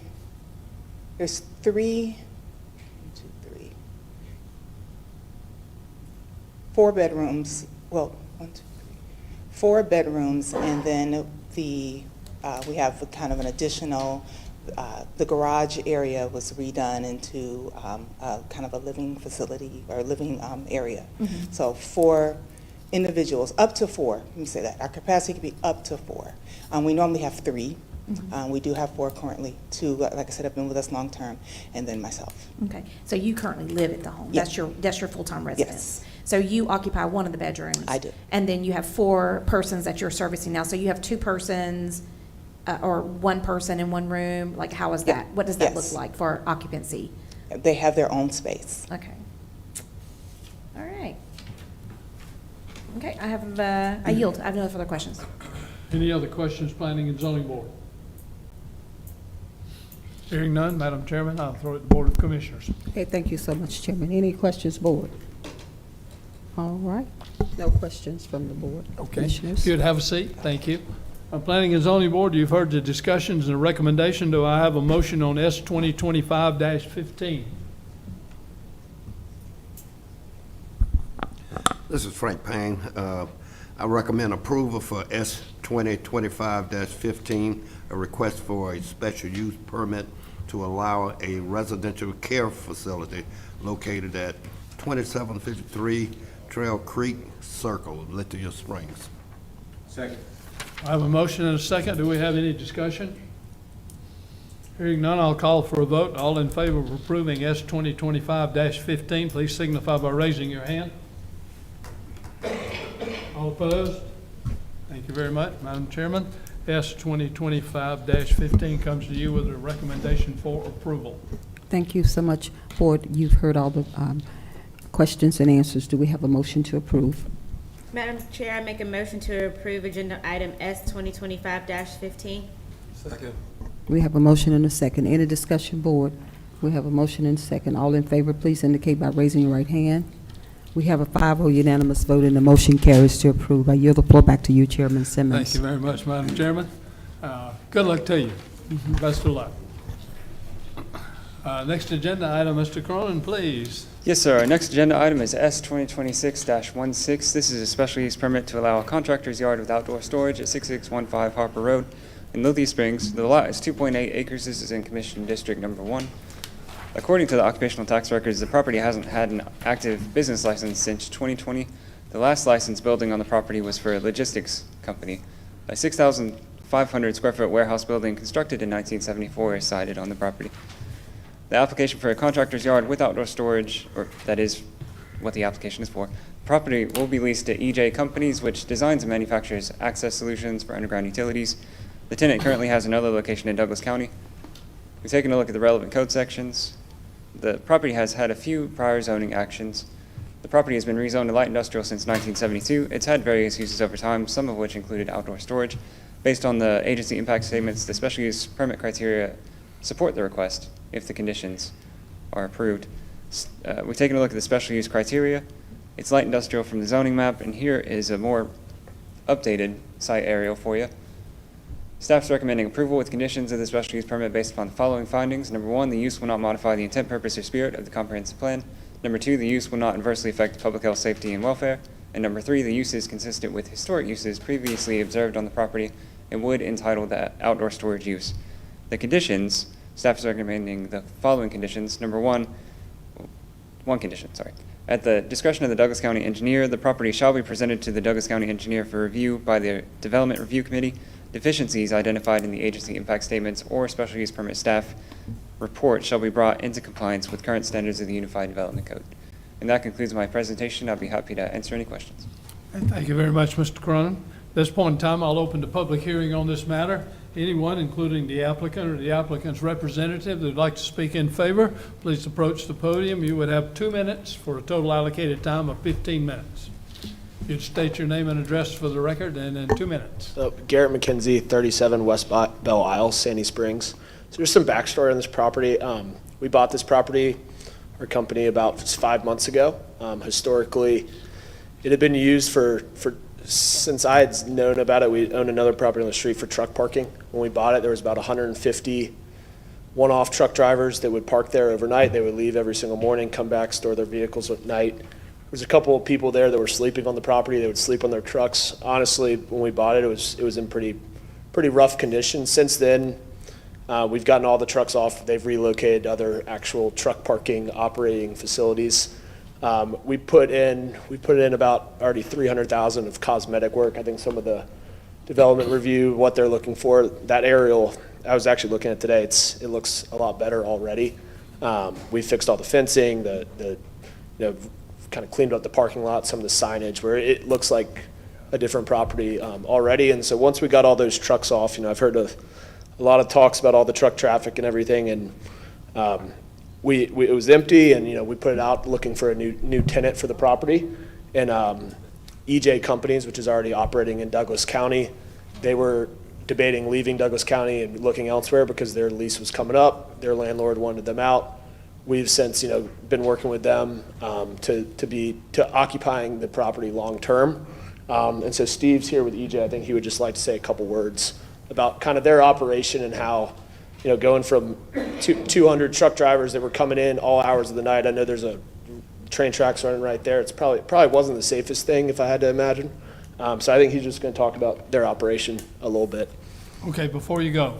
Yes, sir. Are you in agreement with the condition that is proposed should this pass? Yes, we are. Okay, thank you very much. Name and address in 2 minutes. Good evening, sir. My name is Steve Burton, and I reside at 8093 Hartel Road, which is in Grand Ledge, Michigan. I am the Sales and Distribution Operations Manager for EJ USA. As mentioned, EJ's been in Douglas County for 15 plus years.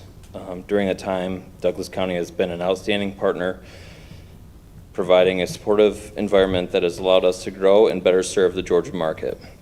We are grateful for that partnership and fully committed to maintaining and strengthening our presence. EJ is a 5th generation family-owned manufacturer of American-made infrastructure products, including we do manhole covers, gate valves, fire hydrants, the ADA plates.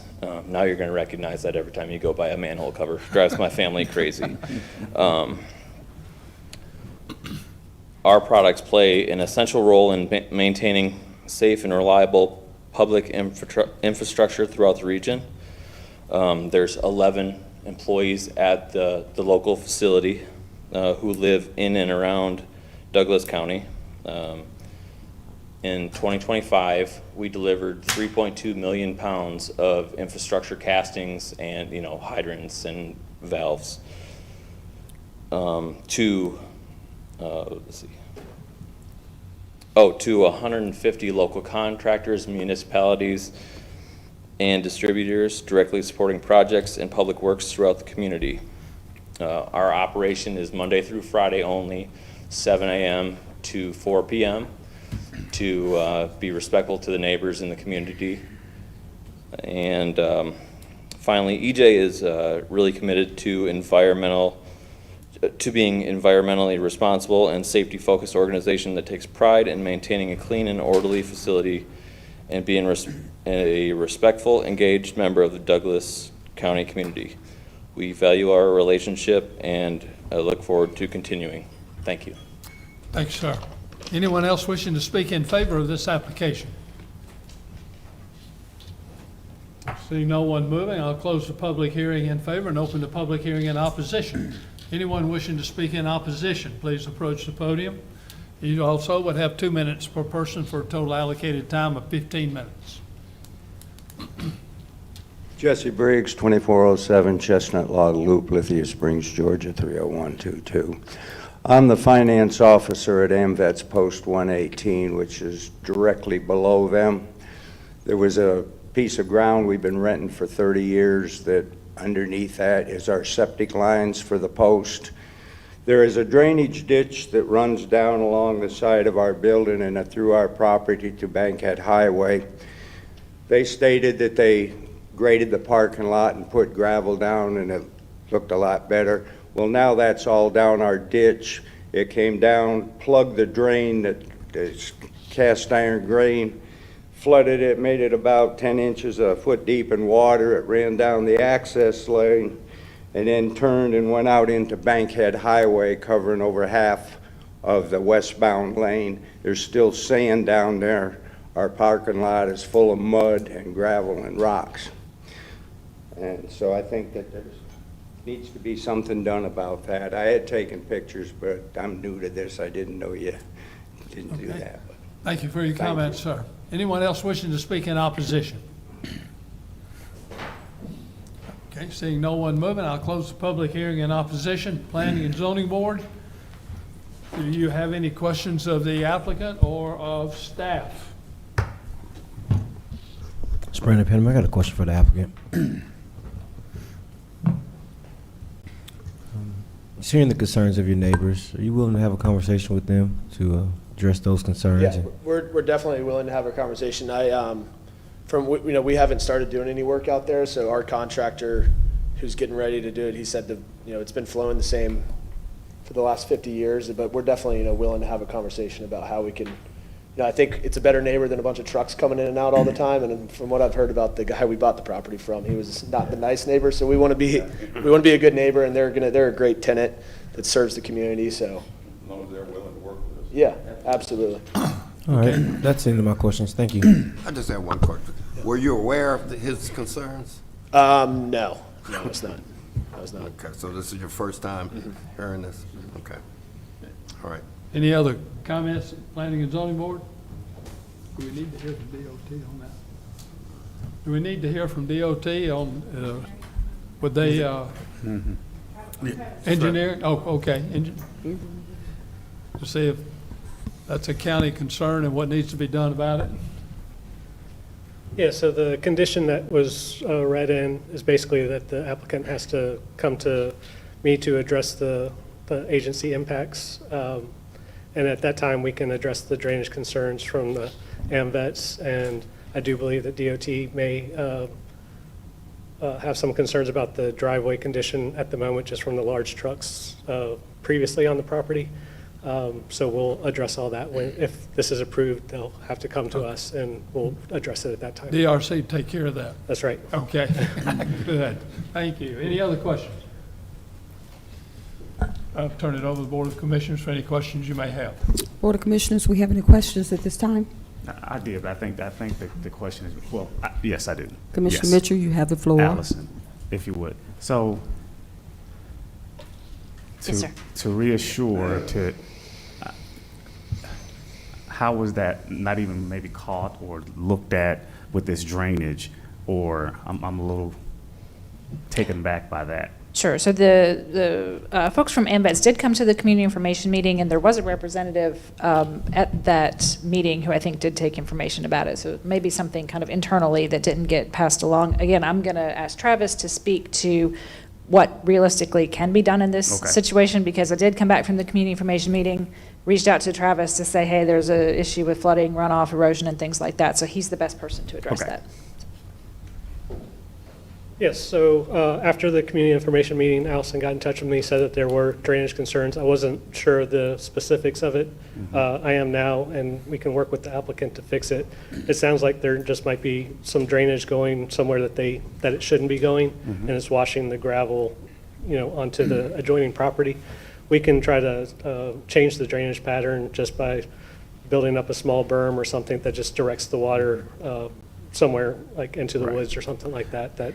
And I guess I'll add though, if this is approved, is that something that needs to be kind of dealt with on the front end, Allison and yourself, or the neighborly honor system? Well, if you accept the condition, then the condition saying that the applicant has to come to us to address any deficiencies, and so that would be included in the condition that we currently proposed. So you guys will catch it and or cover that situation? Yes, sir. Because I hope that we are good neighbors, and I just didn't want it to kind of leave in the event that it was approved, that we didn't address, because that is concerning to me, that type of a runoff wasn't caught before now, so. Yes, I'm not sure what exactly has changed between the time of the previous owner and the current owner that would have created the change, but like you said, we'll hope that they're good neighbors, but when they come to us, we'll make sure that they're being good neighbors. Okay, all right, I'll leave it there. Thank you again. All right. Madam Chair, I yield back. Okay, thank you. Any other questions, board? Thank you, Commissioner Braxton. Okay, I yield the floor back to you. Thank you, Madam Chairman. Planning and Zoning, you've heard the discussion and recommendations. Do I have a motion on S 2026-16?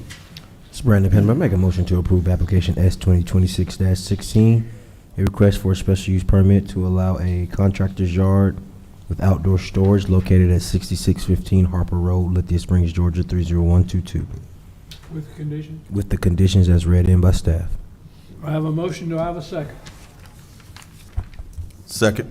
I have a motion and a second. Do we have any discussion?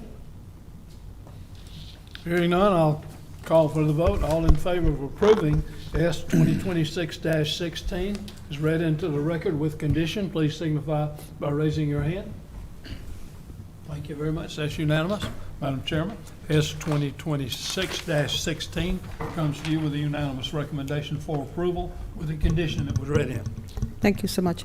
Board of Commissioners, you've heard all the questions and answers. Do we have a motion? Yes, Madam Chair, I'd like to make a motion to approve item S 2026-16 with the said conditions and findings as approval. Okay. Second. We have a motion and a second. Any discussion, board? We have a motion and a second. All in favor, please indicate by raising your right hand. We have a 5-0 unanimous vote, and the motion carries for approval.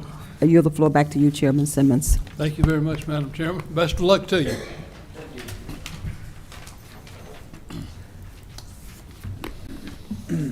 Our next agenda item, Mr. Cronin. Yes, sir. Our next agenda item is S 2026-17. This is a special use permit to allow a convenience store without gas pumps. Located at 3750 West County Line Road. The lot is 2.18 acres. This is in Commission District Number 2. The property includes a multi-tenant retail space constructed in 1984. The building contains 12,000 square feet of space. The applicant's proposing to use an existing suite, it wouldn't apply to the entire property, it would just apply to the single suite. They propose to sell prepackaged food, snacks, bottled beverages, and general convenience retail items only. Staff's taking a look at the relevant code sections. It's been rezoned in 1984 to heavy commercial, what it is now. Staff has fielded requests to open a tobacco and vape store at this location. The use is not permitted in the highway corridor for a tobacco and vape store. A convenience store may sell similar items, but will also have to stock a variety of items, convenience retail merchandise to be in compliance with the Unified Development Code. The property has limited visibility from Highway 92 and will not have fuel pumps to anchor additional retail traffic. Staff's taking a look at the special use criteria. It's currently heavy commercial, as you can see here. It's at the intersection of West County Line Road and Highway 92. Staff's recommending approval with conditions based upon the following findings. Number 1, the use will not modify the intent, purpose, or spirit of the comprehensive plan. Number 2, the use will not adversely affect the public health, safety, welfare. Staff's recommending the following condition. Number 1, the special use approval is for a convenience store and for no other purpose. Should the use cease operations, the special use permit for a convenience store will not be transferred to a new applicant without obtaining another approval for a special use permit. And that concludes my presentation. I'd be happy to answer any questions. Okay, thank you, Mr. Cronin. At this point in time, I'll open the public hearing on this matter. Anyone, including the applicant or the applicant's representative, would like to speak in favor, please approach the podium. Is the applicant present? Okay. Would you like to speak in favor of the application? Okay, that's your choice. Anyone else wishing to speak in favor? Seeing no one moving, I'll close the public hearing in favor and open the public hearing in opposition. Anyone wishing to speak in opposition? Seeing no one moving, I will close the public hearing on this matter. Planning and zoning staff, do you have any questions of the applicant or of staff? I have a question of the applicant. If you would approach the podium, please, sir. Hi, sir. Good evening. Could you state your name and address for the record? Yeah, my name is Kiran Chintagompala. Address? Address 3750 West County Line Road, Lithium Springs. Okay. I got a question. So you're looking at, I know you said you first wanted a vape, now you're looking at a convenience store. Yes. At that intersection. Do you understand that there are 3 other gas stations in that facility, in that area? You have a Texaco, you have a Marathon, Yeah. and then you have another thing across the street, Ingles. Ingalls, yeah. And do you think that that is a good use for that space that you're requesting at that time, knowing that there are 3 other gas stations in that less than a good block, convenience stores, gas stations, and you have a large grocery store, supermarket right across the street? This is my first business plan, sir. I'm trying to make a business. It's a good first one. I'm trying to build a good business. I believe in myself. Okay. That's why I'm trying to start with this. Is my first one. That's why. So did you take any consideration of the things that the other convenience stores or gas stations around you that are doing same of the type services that you will be providing? Yes, sir. Okay. And I so do have 3 years experience in convenience store. you have 3 years experience? Yeah, that's why I'm trying to build in myself, Okay, so you just know that there's a lot of competition Yeah, in I that know, sir, area I know. that you're trying to put a convenience store in. I'm trying to build my, I do have 3 years experience. I'm trying to build myself a new business. Okay. I have no further questions. Any other questions, planning and zoning? Yes, I have a couple of questions. Do you now utilize that particular location? Because I noticed you had to look it up, your address. Are you physically there? Yeah, I'm physically there, sir. I'm working in a nearby one convenience store there. In that location? In nearby that location. Okay. Yeah, Tell us some of the things that you'll be selling. Will you sell any alcohol? No, I'm not selling alcohol. So just I want to sell food, drinks, snacks, like a little tobacco, like that things. I don't want to sell any alcohol in that location. The reason I was concerned because there is a karate for I young know. kids that are right there in that same location. Okay, thank you. Thanks. Any other questions? Hearing none, Madam Chairman, I'll throw it to the Board of Commissioners for questions you folks may have. Okay. Any questions? Commissioner Kenneth Jones, you have the floor. Have you had an opportunity to speak with any of the residents that live around this ma'am. area? Yeah, I talked to so many people. Everybody say it's good for me. It's good opportunity for me. That's why. Because, and I ask that because, first, I applaud you for wanting to be an entrepreneur and start your own business. But I have received so many calls and complaints because people don't believe that a convenience store in that area is just really needed. And to Mr. Payne's point, there is a karate facility there, and there's already concern that vape and tobacco products are being sold at the gas stations that are immediately adjacent to that. And so with it being so addictive to children, I would just have concerns about opening an additional location or opportunity for that. I do like that you're not asking for the gas pumps, but I just don't know that this is the appropriate location for that. Yeah, because I'm last 3 years I've been this location, ma'am. That's the reason I believe I can make it like a good relationship with the customers. Everybody coming my spot. I believe Have you considered always. selling like fresher or more whole foods as opposed to the prepackaged convenience items? Yes, ma'am. Just drinks and candies. I have no further questions, Madam Chair. Thank you. Thank you so much, Commissioner Kenneth Jones. Commissioner Raxton? Yes, thank you. So again, just for clarification, when we asked for the address, was that the address of the business or your personal address? Yeah, that's business address, sir. Okay, I think we need your personal. Yeah, 850 Duncan Street, Douglasville, sir. Okay, and so you are a resident of Douglasville? Yes, sir. Okay, Yes, okay. sir. Because it looked like before, you were reading your business address, and I just wanted to make sure we were Yeah, clear on that's the good. record that was your I'm living in residence. 850. Okay, and you said that you've been at this location, you said at this location for 3 years, or another location in the No, community? I've been in Douglasville, Douglasville in 3 years, sir. No, I mean the business, I'm sorry. You said- been in business for 3 years, but Right. in a different location in Douglas County. Okay, so you've been at a different location in business that's not in Douglas County? No, in Douglas County, sir. You are in Douglas County?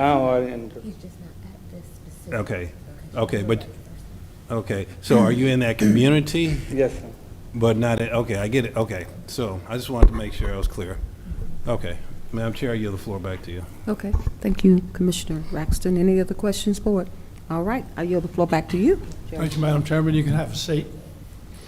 Planning and Zoning Board, you've heard the discussion, the recommendation. Do I have a motion on S 2026-17?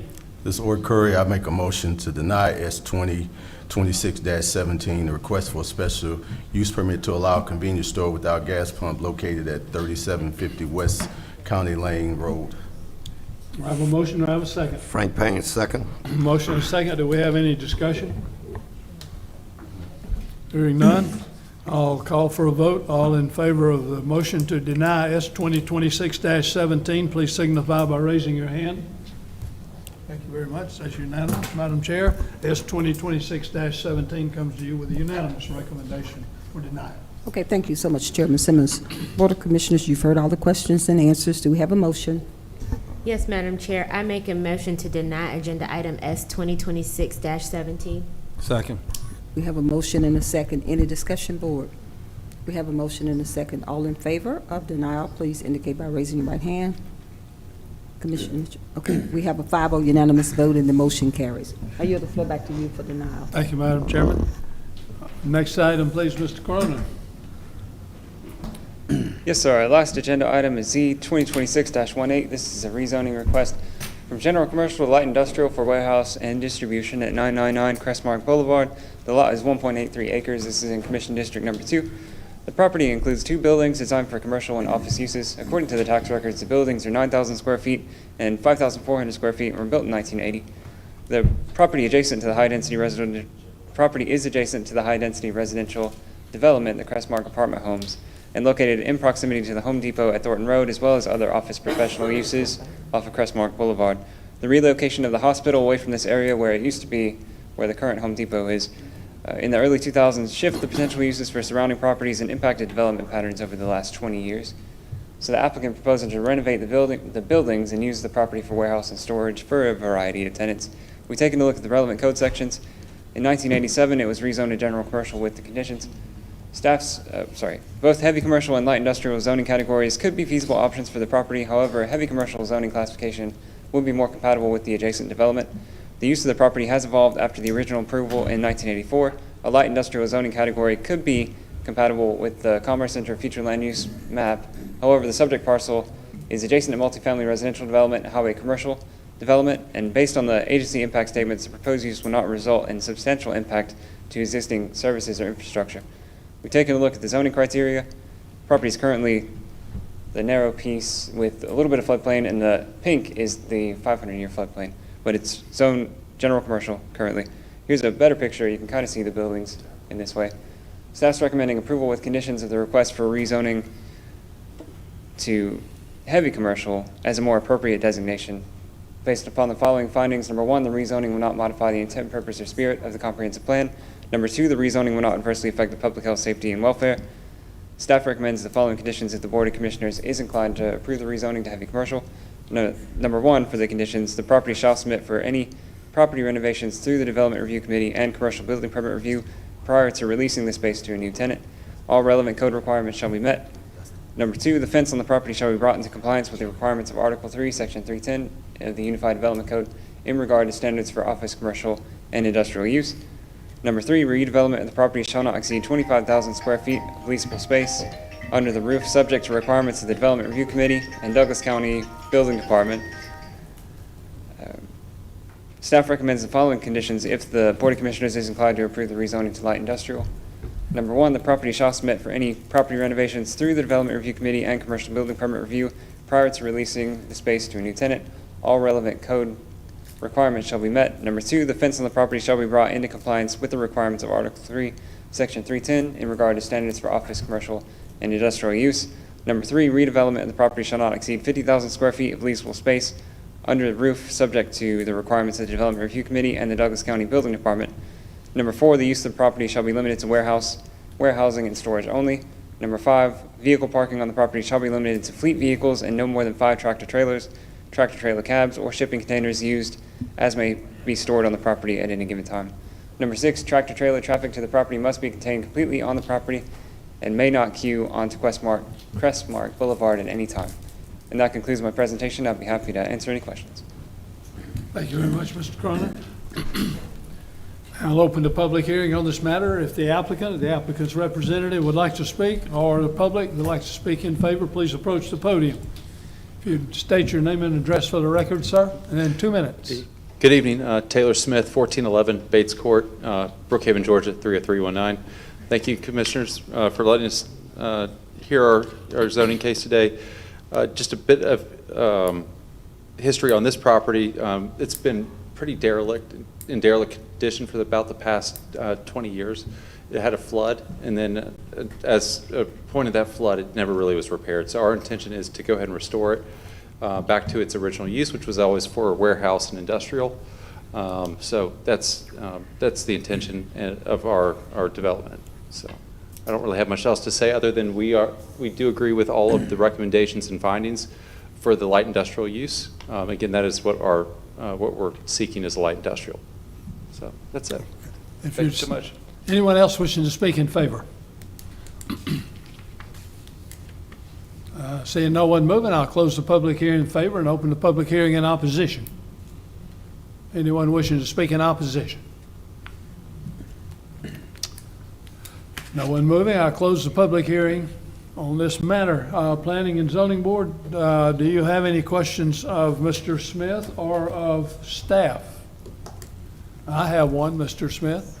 Staff is recommending heavy industrial instead of light industrial. Are you opposed to heavy commercial? Heavy commercial, are you opposed to that? Well, why? Yes, sir, I am. We're seeking light industrial. We really want to have the ability to market this to warehouse users, contractors, things of that nature, and we think it would limit us in our ability to market the property to those types of uses. Okay. Any other questions, Planning and Zoning Board? staff or Mr. Smith? Yes, I have a question for the applicant. Knowing, as you stated before, like there's been no activity on the property due to a previous flood, Yes, correct? And so clearly whomever had probably had that property kind of experienced the flooding and then realized that this is in fact a flooding area. So as you being the new prospective owner of it and building, so you're saying warehouse, what are your thoughts on that? What are you doing to make sure that the flooding doesn't happen? Because I'm assuming you're going to take this property, build it, and then sell it or lease it out to someone? Like, what are you doing to make sure that flooding isn't a factor? We'll do whatever we can to mitigate the flooding from a development's perspective, but also one thing we will get is flood insurance too. We've already talked to our insurance agent, and they said it would get coverage for flood insurance. You know, some things just flood, and recognizing that this is in a flood, that most of the land behind us is in a floodplain. This property itself, just to be clear, is not in a flood zone. Is it? Yes, I would love, yes.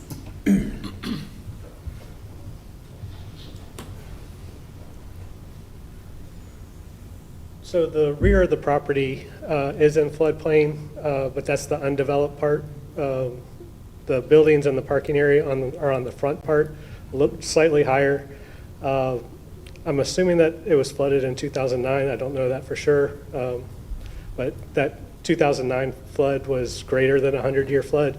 So there were areas outside of the floodplain that did flood in that event. So we don't expect that to happen. Like, there's a 1% chance of that happening on any given year, but per our codes, they can't do any work in the floodplain, but they are allowed to develop and use the property outside of the floodplain, which is where the buildings and the parking are. Understand. Thank you. Mhm. Thank you. No further questions. Any other question, planning and zoning? Hearing none, Madam Chair, I'll turn it over to the Board of Commissioners for questions you folks may have. Okay, thank you so much. Board of Commissioners, any questions? Commissioner Kenneth Jones, you have the floor. This is questions for the applicant. Thank you. What, if any, efforts have you all put into looking into maintaining this as a commercial, general commercial space as it's currently zoned, to try to get more retail options or things like that people in the community want to see in that area? Sure. This property, just given its nature on a side street, it doesn't have much retail frontage. It's not really conducive to retail opportunities, unfortunately. We do, as a firm, we do a lot of retail in addition to industrial. So if we could have found a way to make it retail, I would have. It would have been to our advantage. But in this instance, it just unfortunately it's not conducive. And are you all aware of the amount of unused warehouse space in Douglas County currently? We track all of that, but I'm not concerned. I mean, the type of space that we're going to have marketing is more to smaller tenants, which is at a premium. Not a premium, but it's a very desired. It's hard to come by. So yes, there's a significant amount of big box space available. Well, I feel like we've heard that argument before, that people have said they're going to do warehouse spacing, that they're going to cater to smaller warehouse. Examples that people have used Sure. are like CrossFit spaces or Sure. stuff that doesn't take, not the folks that are looking for 50,000 square feet Yeah. plus. Yes, ma'am. And then it gets approved and then they still sit empty. So that would be my concern. That's unfortunately the risk that we're going to have to take. And that's our business plan. I yield back, Madam Chair. Okay, thank you so much, Commissioner Kenneth Jones. Any other remarks, Board? All right, I yield the floor back to you, Chairman Simmons. Thank you, Madam Chairman. Planning and Zoning Board, you've heard the discussion and the recommendation. Do I have a motion on Z 2026-18? Or Curry, I make a motion to deny Z 2026-18 for request to rezone for general commercial to light industrial for a warehouse or building distribution located at 99 Crestmark Boulevard, Lithia Springs. I have a motion. Do I have a second? Second. I have a motion and a second. Do we have any discussion? Hearing none, I'll call for a vote. All in favor of the motion to deny Z 2026-18, please signify by raising your hand. All opposed? Madam Chairman, Z 2026-18 comes to you with a recommendation for denial. Okay, thank you so much, Chairman Simmons. Board of Commissioners, you've heard all the questions and answers. Do we have a motion? Madam Chair, I make a motion to deny agenda item Z 2026-18. Second. Okay, we have a motion and a second on the floor. Any discussion, board? We have a motion and a second. All in favor of denial, please indicate by raising your right hand. We have a 5-0 unanimous vote, and the motion carries for denial. I yield the floor back to you, Chairman Simmons. Thank you, Madam Chairman. Do we have any other business to come before the board? Ms. Duncan? No other business to come before the board. I declare the Planning and Zoning Board adjourned. Madam Chair. All right. Is there any other business that come before this body? If there's no, do we have a motion to adjourn? So moved. We have a motion and a second on the floor. All in favor of adjourning, please indicate by raising your right hand. We have a 5-0 unanimous vote, and the motion carries. Good night.